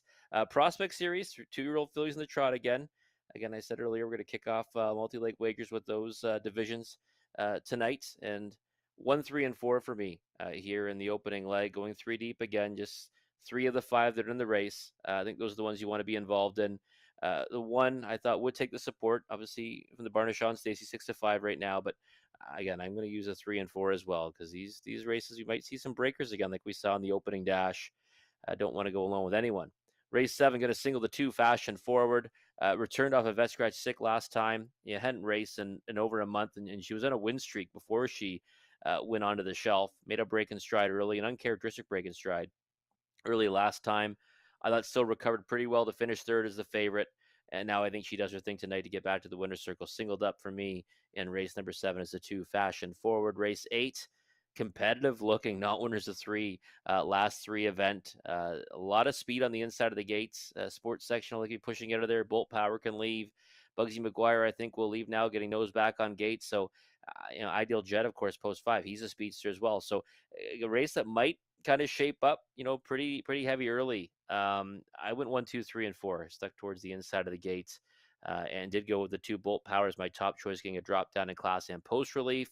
But that is a very competitive looking dash overall in the 8th race. The finale, race 9 tonight, just too deep for me. The 6th Last Beach, I've been very impressed by the way he's raced in his last 2 at Grand River. Looks like a horse that enjoys the half mile surface. I couldn't go against him, even though South Beach Hanover returns to the races in a much softer spot than what he's accustomed to. Racing off a decent qualifier, but post 7 to work from, and against a horse that should be a lot tighter, and a horse that's raced really well in his last 2 against some strong rivals. So 6 and 7 for me in the final leg, but I do give a pretty heavy lean in the direction of the 6.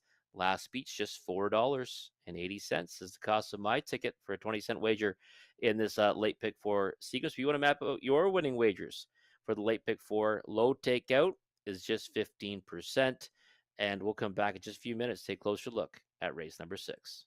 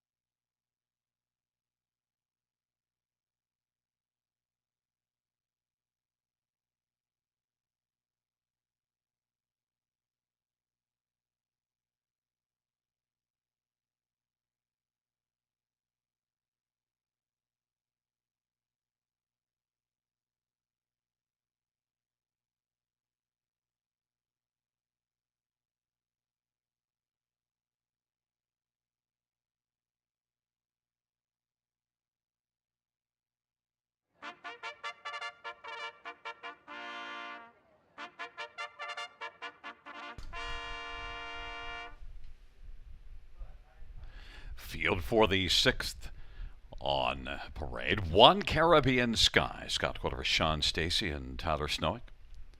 Number 2, Graceful China. Jason Ryan for Paul Reed and Sandra Stanley. Number 3 is Had Me a Whiskey. Wayne Henry for Henry Stable. And number 4, Muscle Charm. Jay Harris for Paul Cameron and Jamie Cameron. And 5, Melissa's Day. Keith Jones for Maggie Jones and Phil Neufeld. Field of 5, race number 6. The Prospect Series 2-year-old trotting fillies. And Rob, I've said in the past, geez, I don't like to take a young trotter at 2 to 5 on the board. And one coming in off of making breaks early last race. You also see breaks July the 4th or one break early in the mile.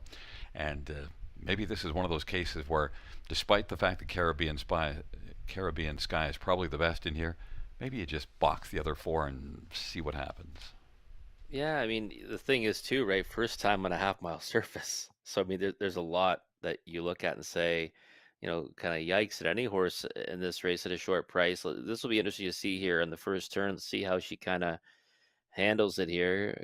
Caribbean Sky for Sean Stacy. Scott Coulter looks okay right now. Ears are up. She handled that turn pretty well, to be honest. So one that you'd say if she goes out there and minds her manners, I mean, the way she's been racing in the grassroots, kind of finishing with them, and I mean, not too far off the likes of our Eliza and Sue Ann, you'd have to say, wow, she should be able to handle Prospect Series rivals, and it looks pretty good out there right now. I was looking at this saying, if we see her look a little bit unsure of herself or put a couple steps in, I'd be on board and saying, what, maybe you want to try to get a bigger price in the exotics down and put some of the bigger ones on top. But that looked pretty good. 3 to 5 though, yeah, I can't get there in any horse, Gary, especially not one off a break in the Prospect Series 2-year-old trotting filly.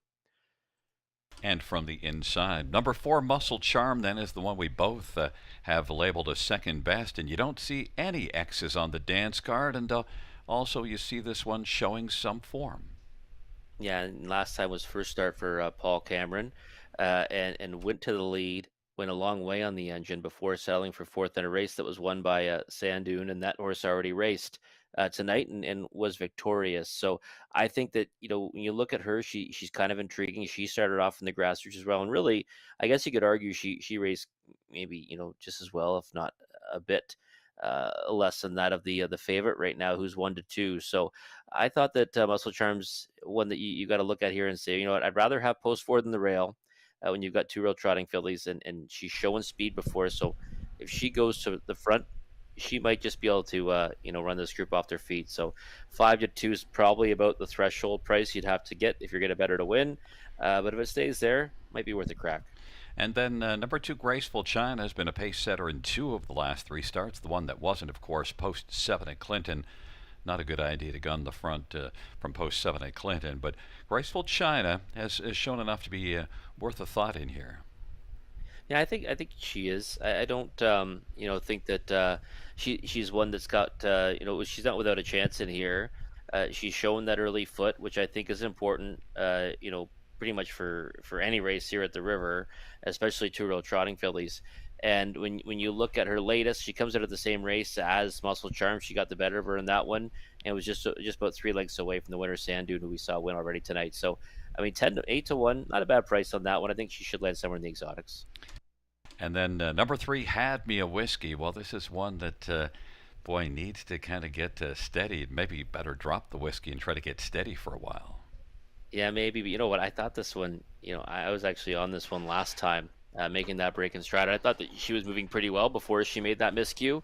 That was first start with trotting hobbles on. This is now second start. She's intriguing to me. If she can mind her manners tonight, I think she can be there with the 6-1 on the board. Not a bad price either.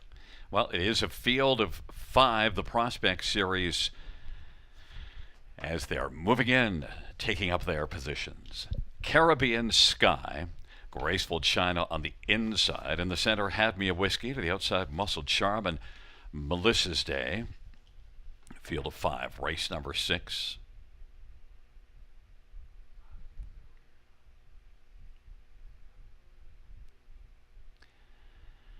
It's a field for the sixth race, the Prospect Series. 2-year-old trotting fillies. Here they come.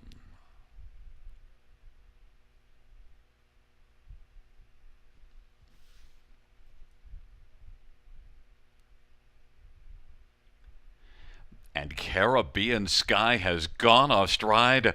Graceful China, Had Me a Whiskey is also broken stride.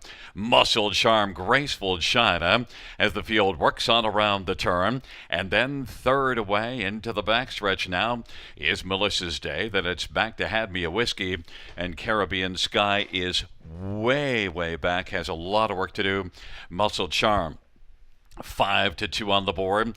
Leads in Graceful China is racing second. Melissa's Day third. Had Me a Whiskey fourth, and then Caribbean Sky is fifth as they work past the opening quarter in 30-3. Muscle Charm 5-2. Jay Harris has got this one relaxed on the lead and is in front by 2. Then Graceful China is racing position second. Melissa's Day third. Had Me a Whiskey. Caribbean Sky way back. They race off the turn, and Muscle Charm off a 30-3 opening panel. No challengers, and is going to just coast up to the half. It's Muscle Charm working on past the half, leading by 2.5 lengths in halftime. Is 103-2. Graceful China is second. Melissa's Day is third. Had Me Whiskey's racing fourth, and Caribbean Sky is not in the picture. Well, just there you see, flashed into the picture a bit way back. It is Muscle Charm on down the backstretch to go. Muscle Charm, Graceful China, and then racing third, Melissa's Day, and Had Me a Whiskey is racing fourth as they hustle on towards three quarters of that 103-2 halftime. Muscle Charm leading still for Jay Harrison. Now Melissa's Day on the outside is working up closer at 12-1. On the inside, Graceful China and Muscle Charm, who had that soft half of 103-2. Leads it still by a length and a quarter as they turn for home, looking to fend off Melissa's Day. And Graceful China racing for this Had Me a Whiskey on down the stretch. Where have they come? Muscle Charm, Melissa's Day on the outside and flying up the inside is Graceful China. It's close to the finish, but it looked like Muscle Charm held off Graceful China. And then Melissa's Day and Had Me a Whiskey, 205-3. Rob, I was kind of half joking and half serious at the beginning, and, well, it did turn out that way. Throw out the favorite, box the other 4. Oh yeah, I knew you were being serious, and you know what? Oddly enough, there was quite a bit of show money on Caribbean Sky as well. 74% of the pool, in the show pool was on that one, and we knew, right? Like the horse coming off a break, 2-5. That's not a number you really want to take on that one. And you've told me that strategy in the past, Gary, that you like to kind of look to just toss out those 2-5 shots in situations like that. And I mean, really, it would have really worked out if Muscle Charm kind of slows up a bit in the stretch there, because Graceful China, was 7-1 up the inside. Melissa's Day 12-1 on the outside. Kind of an exciting finish there, and a 5-horse field that quickly turned into a 3-horse field. Of course, if you do get that 2-5 one out, even though you'd like the best order of sequence, anything's going to be good.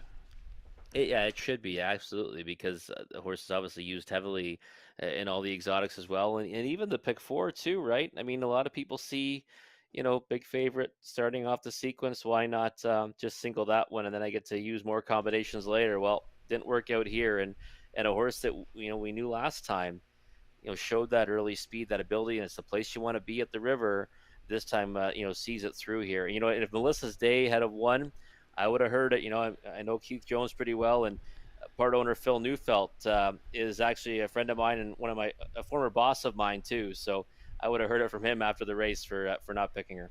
And I need to mention that the inquiry pertains to 3 Had Me a Whiskey, who did make a break and then wind up in the top 4, so they'll be looking at that. But 1 Caribbean Sky, the 2-5 favorite with that early break, finishing off the top 4. Back in front of us is number 4, Muscle Charm. A Muscle Charm is a 2-year-old muscle mass brown filly owned by Paul and Jamie Cameron. Paul Cameron, the trainer. Jay Harris, the winning driver.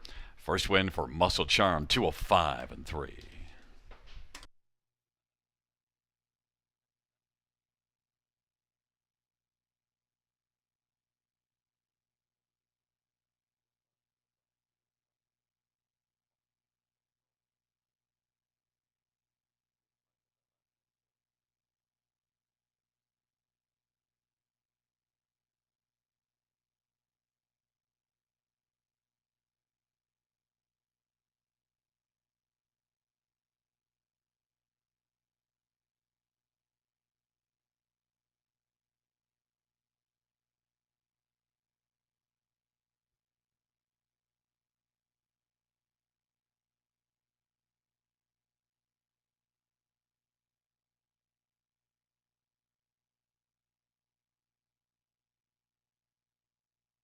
Fans, the judges ruling no violations. 4253 will stand.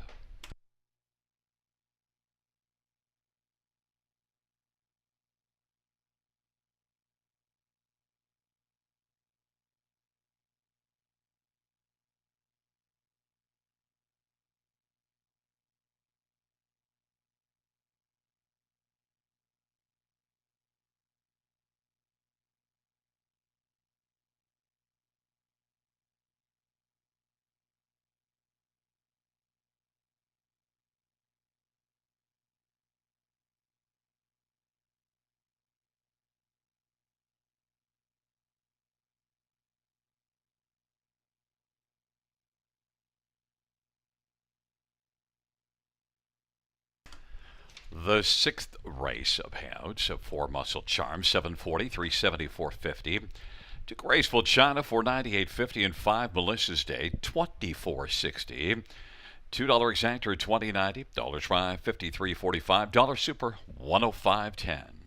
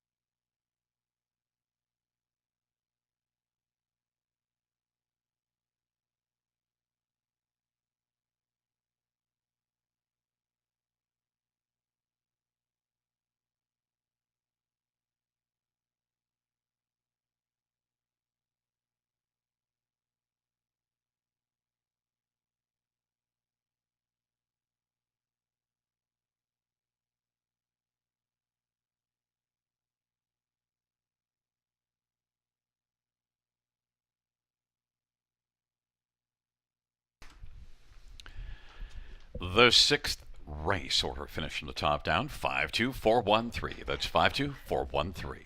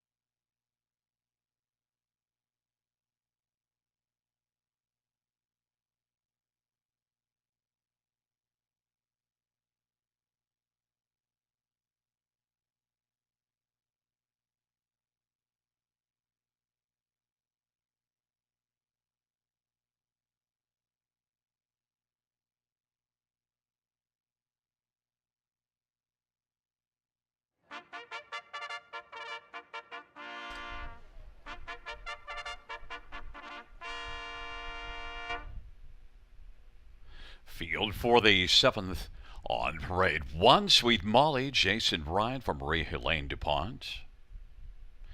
And number 2, Fashion Forward, Anthony Hunt from McCrone and Hunt Racing. 3 is Renaissance, Austin Sorry for Bruce McDonald and Stephanie Smith-Rathog. And 4, Autumn's Passion, Scott Culver, Rafael Barassa, and Martin Schwinnard. 5 is Matthews Rita, Brett McDonough, Lori LePage, and Rebecca Williamson. And number 6, Geminar, Brian Holiday for Larry Fitzsimmons. Field of 6, race number 7.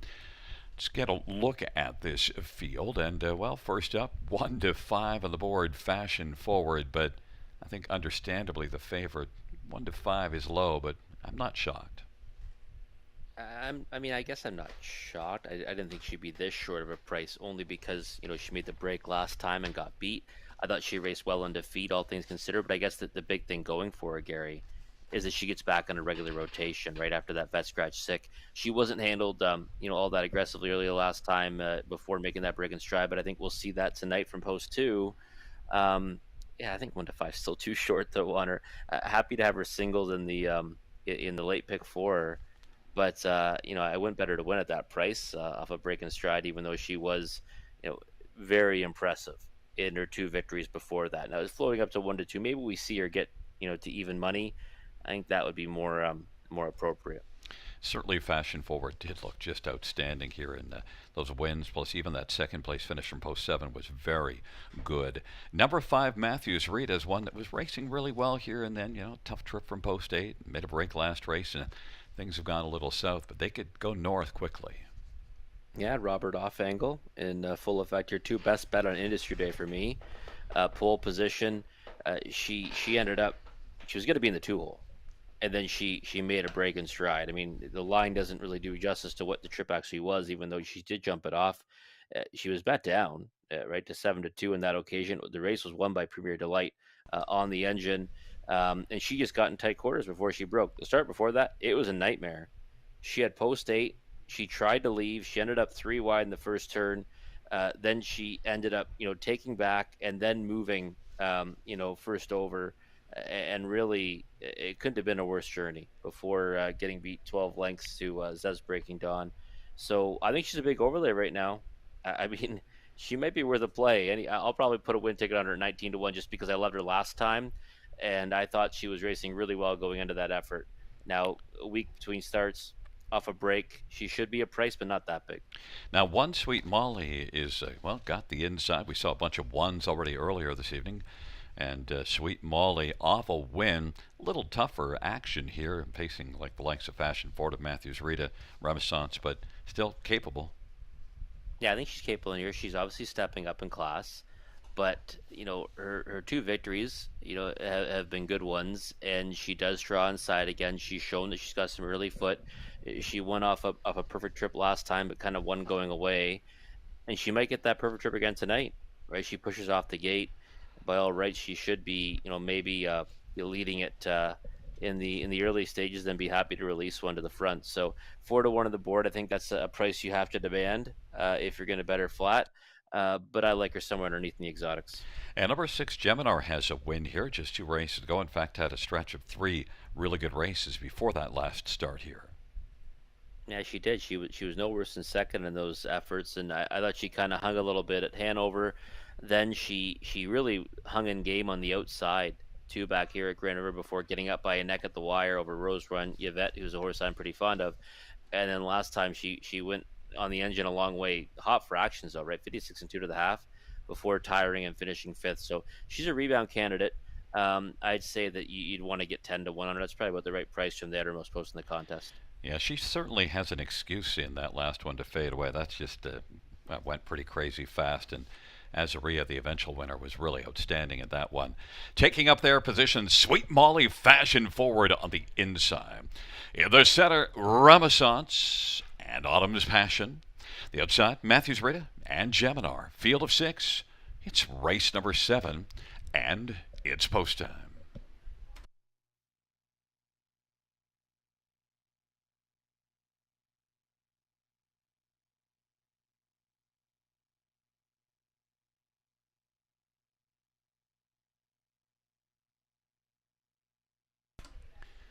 Field 4, race number 7.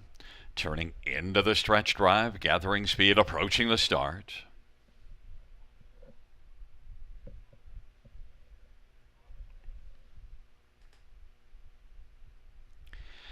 There at the start of the rough. Fashion Forward, Sweet Molly, Renaissance, and Autumn's Passion. Matthews rated Geminar.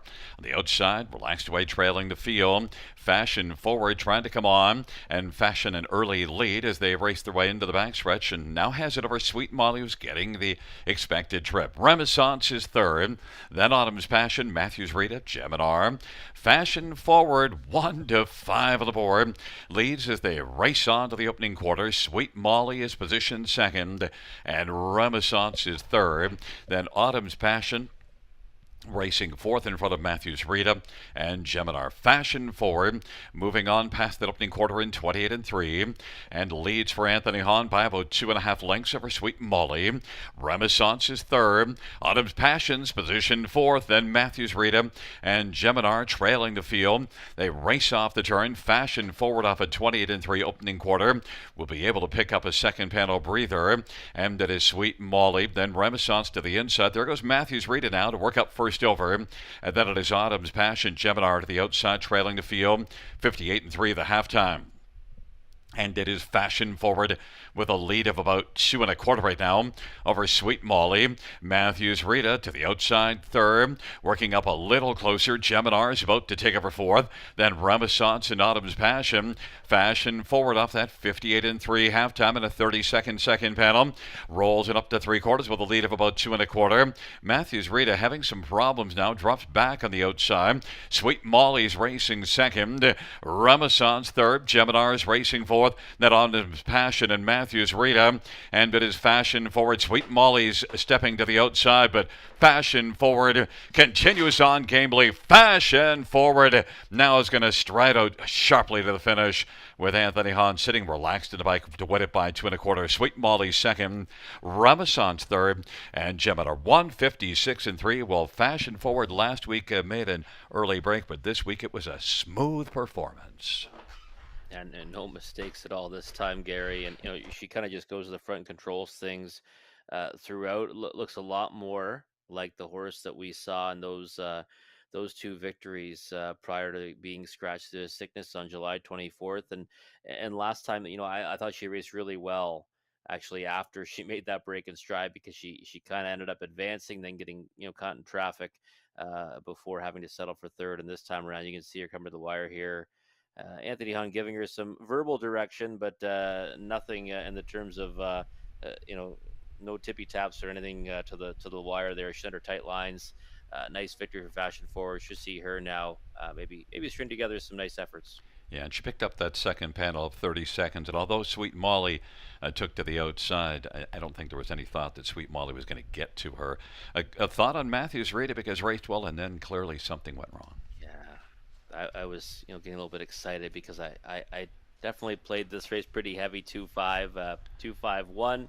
I thought that Matthews Rita might be able to split those two because it looked really good. I thought marching up first over, kind of looked like she was doing it on her own. She was steppy, throughout, and then there was some serious steering problems, and we obviously saw that miscue last time, so no surprise that kind of happened. I was just hoping she'd be able to keep on going there, because I think she might have had a chance at second, probably no worse than third if she's able to kind of keep it together.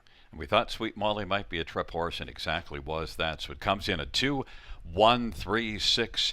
Back in front of us is number 2, Fashion Forward, 3-year-old better than Cheddar Bay Filly, owned by Hunt Racing, trained by Meg Chrome.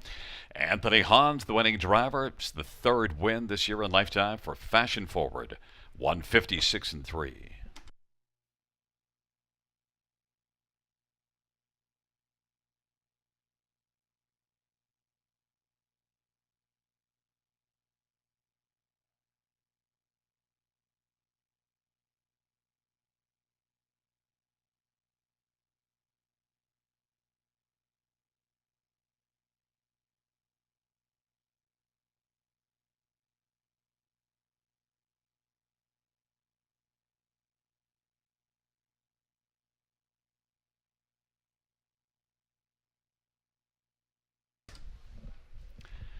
The seventh race payouts to Fashion Forward 240, 210, 210.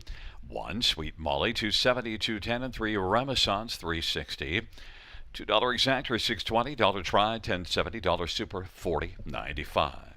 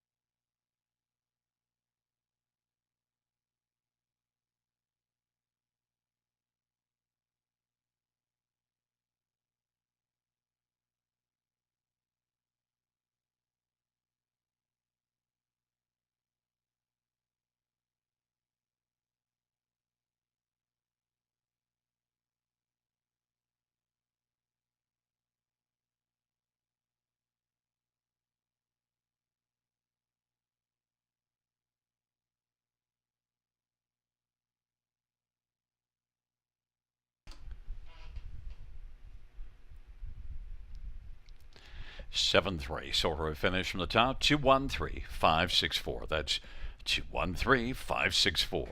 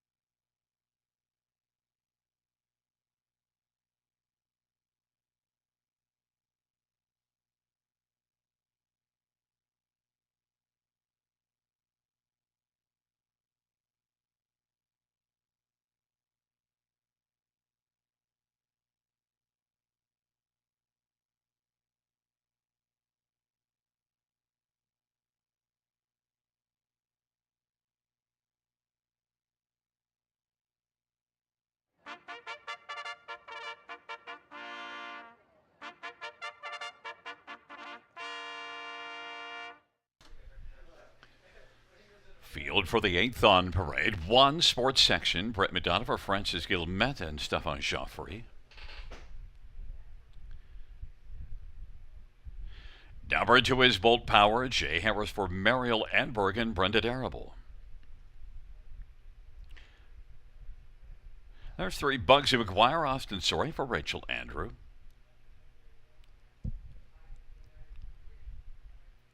And for Party in the Shadows, Scott Gold for Rafael Barras and Francois Morin. 5 is Ideal Jet, Nick Boyd for Craig Bars and Nurko Sokolovic.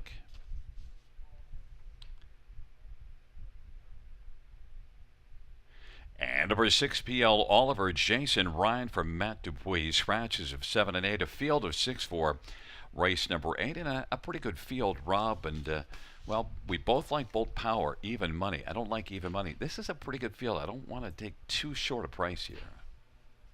It was like I talked about earlier when I was breaking down this race for the multi-leg wager for the late pick 4, Gary. Bolt Power. I mean, listen, I thought this field was extremely competitive from top to bottom. I thought just on post edge alone, I like the inside 4. Now, 3 of those horses are taking most of the support right now. In Bolt Power, I think you got to respect off the drop. Huge post relief, obviously. I mean, back to back 6 holes here, and against much tougher. And we've seen this horse do really good things when he gets forwardly placed. And Jay Harris back aboard tonight. He's showing the way on the engine many times already tonight. I think we'll see it again here, or at least try to get away first or second. Ideal Jet will be rambling out of there for sure. But, 9 to 5, I think is a better number right now. I'd want to get at least, probably 5 to 2 on Bolt Power. Because like you said, this is a pretty competitive group, and I think that, wouldn't be surprised if any of them won it. Any of the 6 horses win the race, but I do still lean to the inside 4. And I didn't go to Bugs McGuire on my top 4. Well, I had the 8, so that one was scratched. So, but Bugs McGuire is one that I know can step up at any time and has a lot of back class. And nose back on gate, right? That's the biggest thing with him, because I think Bugsy McGuire is at his best when he's on the engine. You go to that bottom line, June 26th, post 3, same post tonight, top condition class. He blew them away on the engine. And I think that might be the game plan tonight. The problem is it's always kind of tricky when Ideal Jet's in there, because no one's faster than that horse off the switch. And he can go to the lead, if that's what he chooses to do. But Bugsy McGuire is, boasting all kinds of value right now at 9 to 2. And I really don't think he's been able to get his preferred trip, because when your nose isn't on the gate, you can't get anywhere near the front. So I think he'll be handled aggressively tonight. But it is a race where there's a lot of early speed. So that's kind of intriguing too, right? 6-horse field, and every single horse in the race, can attempt to go to the front if that's the game plan. Now, 1 sports section's interesting to me because I think you might be banking on trying to get a trip off the inside, and yet also 2 races ago, he raced really well, just being beaten by He's a Handyman. Yeah, he did. It was one there too where he kind of, edges off the cones a little late, and lunged at He's a Handyman, a horse that's not used to being on the engine, that winner on that occasion. And he got within a neck at 18 to 1. That was on industry day. And then since then came back and set an inside trip against a pretty, solid group as well at this level. And I think today, he is one of the faster horses off the switch, but you can say that about, pretty much everyone in this field, but he does have the rail advantage. So if we ever see them kind of stack up early, he should be able to emerge with one of the better trips in here. He's 10 to 1 in the, I mean, I don't think that 10 to 1 to me just seems like a really big price. Seems like inflated. I would have thought that, anyone in the inside 4, should be about 6 to 1 or less.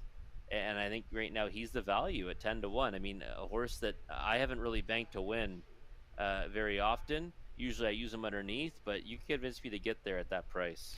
Number 4, Party in the Shadows, 3 races ago, a huge effort at Mohawk, and then went to Sarnia last race and won despite being parked. Yeah, it was a good win last time despite being parked, and he was bet down to, odds on there, but it was a softer group. I mean, he's facing tougher in here today. This class kind of almost doubles in between non-winners of 3,000 last 5 and non-winners of 5,000 last 5, and a lot of horses that are probably knocking at the door of being able to win their way up into the preferred. So I thought that he might get over betting here, and he is right now. He wasn't thrilled at betting, but he is now at 6-5. And for me, I'd be using him at the bottom end of the exotics, but I'd be looking for value elsewhere. Yeah, and right now that's not much of a price. Well, I do like the idea of you having sports section down on the inside at 9-1, but we have Bolt Power as our top one, sitting at 2-1. Seems like a reasonable enough price, just like a little to go up, but you get what you get. Sports section, Bolt Power on the inside. On the center, Bugs McGuire, Party in the Shadows to the outside, Ideal Jet and PL Oliver. It is a field of 6-4, race number 8, and it's post time.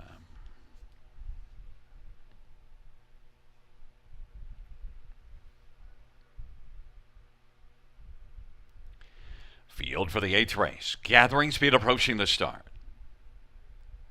They're at the starter off end. Bolt Power is going to bolt early. Bugsy McGuire. Sports section on the inside. Party in the Shadows. Ideal Jet and PL Oliver. They race around that first turn, and Bolt Power was able to come out lightning quick and bolt out and take the lead. Sports section is racing second. Bugsy McGuire third. Party in the Shadows and Ideal Jet.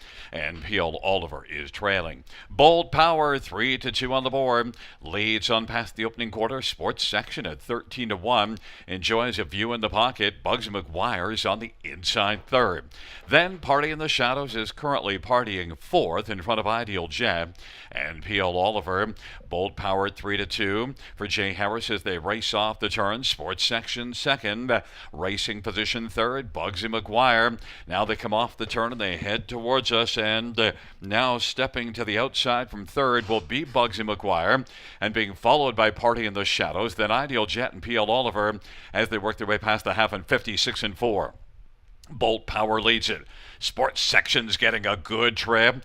Bugsy McGuire is racing third and is currently 3 1/4 from the front and is grinding first over in front of Party in the Shadows and then PL Oliver and Ideal Jet. Bolt Power continues. It is Bolt Power with a lead of about 3. Sports section, Bugsy McGuire, Party in the Shadows is out 3 wide and then PL Oliver is 5th and well back. Ideal Jet. Bolt Power continues on. It is Bolt Power getting a little urging there now as some of the field is starting to close. And Bugsy McGuire, Party in the Shadow Sports section on the inside, and PL Oliver, Bolt Power. Bugsy McGuire is coming on now. Party in the Shadows. Bugsy McGuire's got the lead as Bolt Power gives way.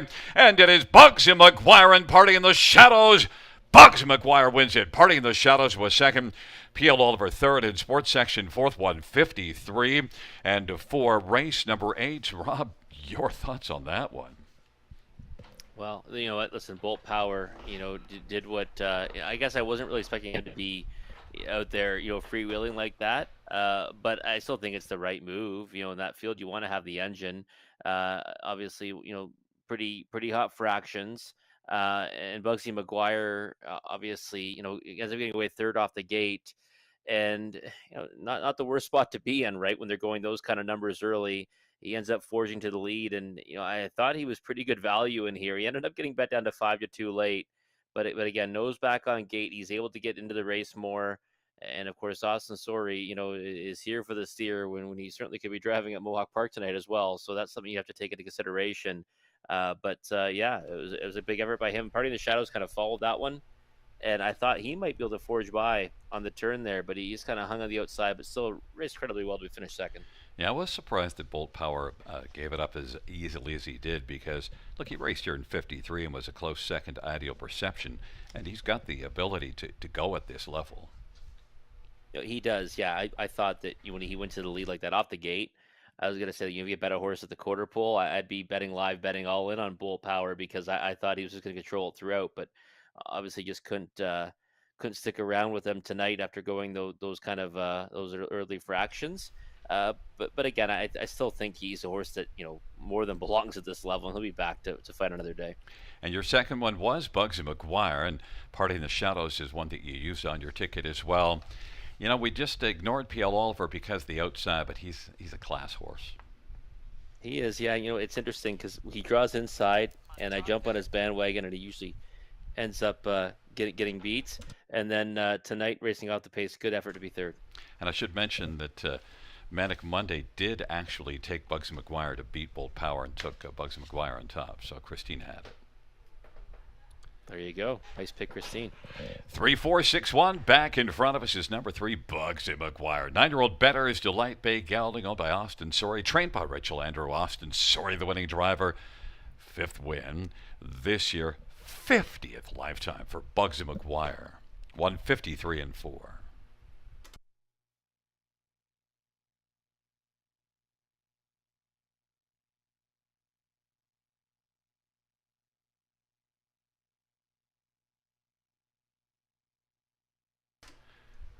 Eighth race payout, 3 Bugsy McGuire, 780, 390, 330. 4 Party in the Shadows, 360, 330. 6 BL Oliver, 440. $2 exactor, 31.80. Dollar try, 41.45. Dollar super, $109.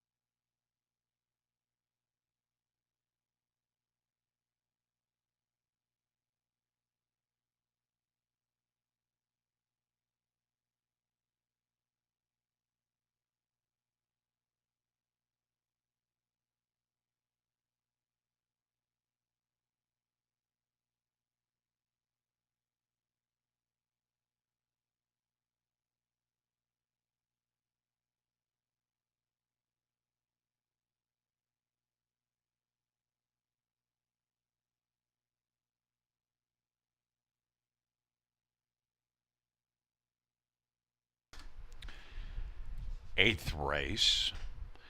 Order of finish in the top, 213564. That's 213564. Double scratch in the bottom.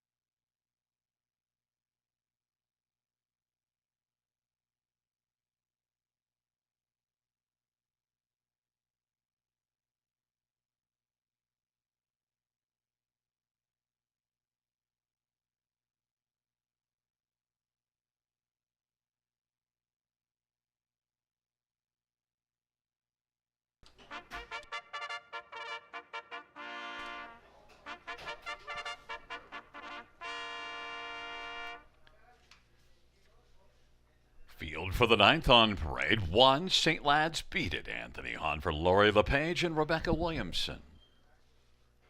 Number 2, DM John Wick, Scott Quilter, Don Lindsay, and Andrea Lindsay. 3, Better Be Going, Nick Boyd for Wilfred Perot and Grant and Joanne Kernow. 4, He's a Handyman, Mike Horner, drives for Mark Horner. 5, Curious Cortez, Brett McDonough for Rashard Burrow and Brandon Giroux. Number 6, Last Beach, Jason Ryan for Ben Wallace and Bolton Stables and Arlene Shirkey. Number 7, South Beach, Hanover, Jay Harris for Sean Stacy and Hudson Standards and Dave McDonald and Nancy Malik. 8 is Taylor's Credit, Natasha Day for Doug Millard, and Natasha shares in ownership. And 9, Love My Rockin' Bird, Travis Henry for Vic Putty and Limco Incorporated. Field of 9, race number 9, a very fine field for this final dash. Features the Super High 5, and Rob, number 6, Last Beach, is one that's won only once this year, but we both backed this one, but a lot of second place finishes against some pretty strong company. Yeah, he has been, finishing near them anyways. Like last time, second to Artie's ideal, Gary, and I think we'd be more than happy to take that one against this group tonight. And before that, I thought was really moving well towards the end of the mile to be third to Ideal Perception and Respect the Flag. So, for me, I remember Randy Waples kind of said that he really thought this horse would enjoy himself on a half-mile surface here at Grand River, and certainly looks like he's done that so far. And he also said he thought he'd get better with each start here, kind of getting used to the surroundings. And looks like he's having a good time out there right now, scoring down for Jason Ryan. Maybe that's a telltale sign that they might be going forward off the gate tonight. So I think 3-1 right now is a good price. Surprised about that because he is the favorite in the pick four. We'll probably see that price come down come post time though. I wasn't sure how 7 South Beach Hanover would be bet in here because you can make an argument for favoritism, which you have, but then also hasn't raced since June 3rd. Yeah, for me, it's tricky, right, with this horse because if he's right, and ready to roll, then by all means he should be able to handle a group like this. But he's got to work from post 7.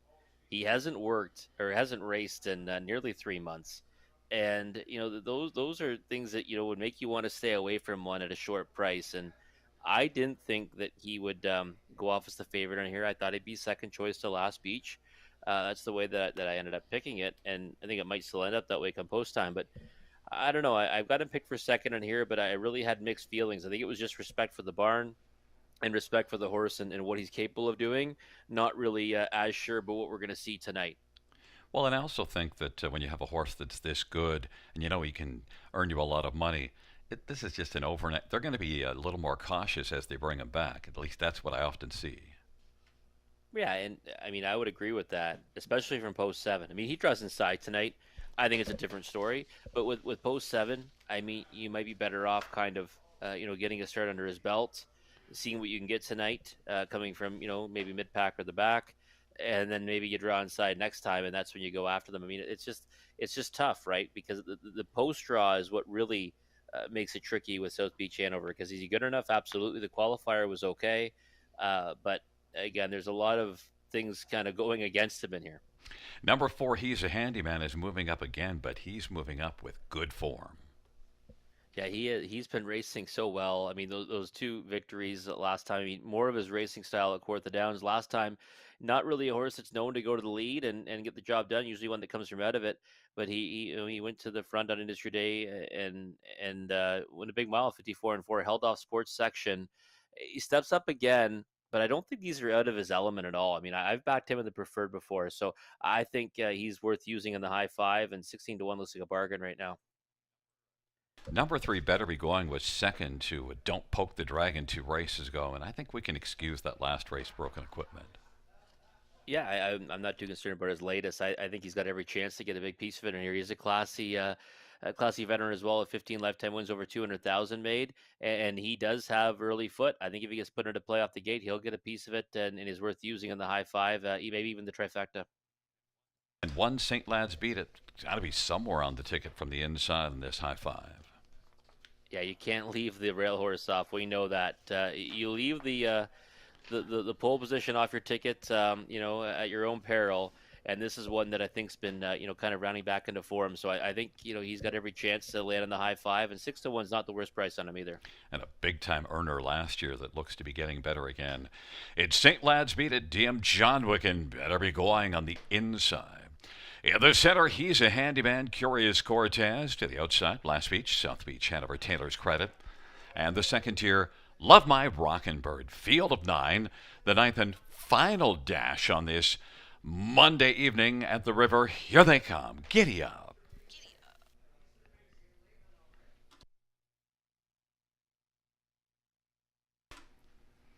Field for the ninth race. Is at the start of the rough. St. Lad's Beat It. Dim John Wick and Last Beach is going to gun him. And Curious Cortez. They drive on into the turn. St. Lad's Beat It. And still working out wide is Last Beach. Curious Cortez in the center and on the inside. Love My Rockin' Bird. It is St. Lad's Beat It. Curious Cortez in search of the lead. Love My Rockin' Bird is third. And Last Beach now is going to find a seat on the pylons, racing fourth in front of DM John Wick and better be going in South Beach, Hanover. And then it is back for the two. He's a handyman and Taylor's Credit. And Curious Cortez at 5-1 is going to burst out now and take the lead. And St. Lad's Beat It is second. Love My Rockin' Bird third. And Last Beach is racing fourth. And then DM John Wick is racing position to fifth. And then better be going in South Beach, Hanover. Then it is back further to Taylor's Credit. And then trailing the field is He's a Handyman. And the race up past the half. And halftime was recorded in 57-1. Curious Cortez, Last Beach now, has popped out and is going to challenge first over. And St. Lad's Beat It is on the inside third. DM John Wick racing fourth. Love My Rockin' Bird is fifth on the inside. South Beach, Hanover is third over sixth. Then Better Be Going. And Taylor's Credit. And He's a Handyman. It is Curious Cortez, but bursting onto the scene. Last Beach is trying to wear down Curious Cortez. And it is Last Beach surfing on the outside against Curious Cortez on the inside. And Curious Cortez has found a little more right now. Last Beach on the outside second. And then St. Lad's Beat It. DM John Wick, and here comes Better Be Going. And then it is Love My Rockin' Bird in South Beach, Hanover. On down the stretch where they come. Curious Cortez on down the lane. Curious Cortez, and on the inside, St. Lad's Beat It to the outside. Last Beach. Curious Cortez wins it. Then Last Beach and St. Lad's Beat It and close for fourth. 154-3. Curious Cortez burst out of there, went to the front, getting to the front at the quarter, and, well, Rob had enough left to keep on going. Yeah, he sure did. And I wasn't expecting him to kind of, bust out of there to get to the early lead. And I mean, obviously that really hurt Last Beach's chances because hung him 3 wide to the first turn. That one then had to take a tuck into the 3 hole, and then has to then make the move first over. And I actually thought that Last Beach might be going by the pace setter. And then the turn came, didn't seem to like the turn so much, and then came on again in the straightaway. But Curious Cortez, horsey, always, sometimes look at those ones that win last time and say you don't want to just ignore them in their next start, moving up in class. But he was just as good, if not better. Yeah, and it's kind of a game of woulda, coulda, shoulda. I mean, we're counting on Last Beach leaving, but Curious Cortez leaves right to his side, and which makes it a problem leaving. And, but Last Beach was pretty game to stick around for second.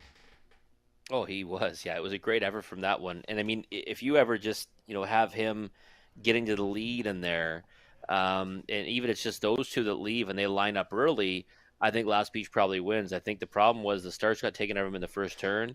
And then when he'll land 3 hole or 4 hole, he landed, he's got to come first up. That's going to just create a real long night for him. And that kind of gave Curious Cortez what he needed to win it. But, St. Lad's Beat It, right? We always say it. Can't leave the one off the ticket. It ended up, seeing a nice trip to end up finishing third at 9-2. And 7 South Beach Hanover looked like he needed that race and was driven kind of conservatively.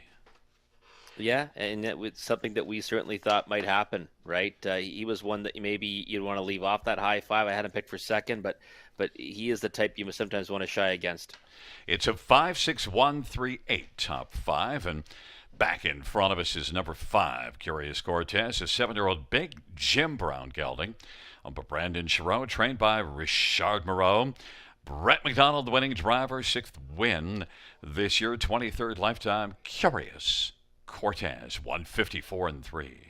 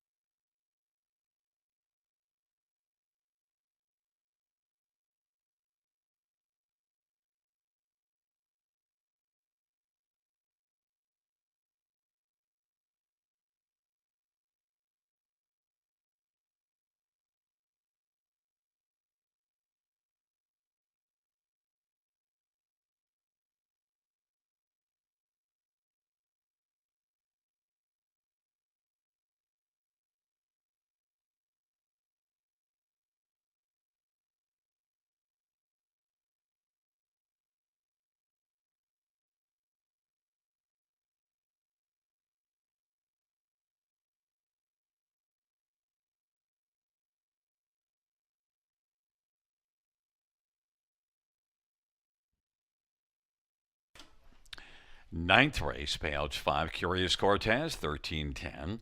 430, 290, 6 Last Beach, 270, 250. 1 St. Lad's Beat at 290, $2 exactor, 27.70. Dollar try, 35.90. Double, 92.80.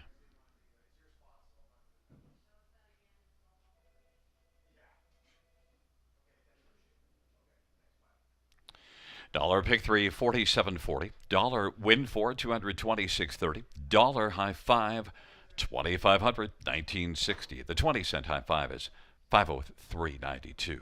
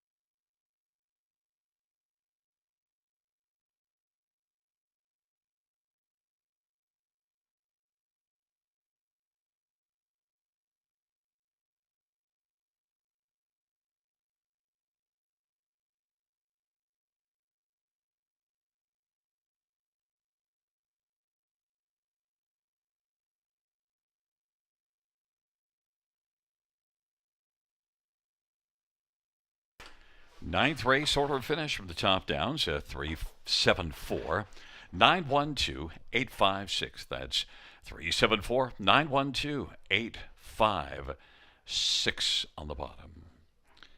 There is a look at that photo for place with Last Beach finishing second. That does conclude the live harness racing program for this Monday evening. Our next racing event is this Wednesday in a first dash of 6:30 p.m. Buenas noches, amigos. Good night, everybody. Good night, Christine. Good night.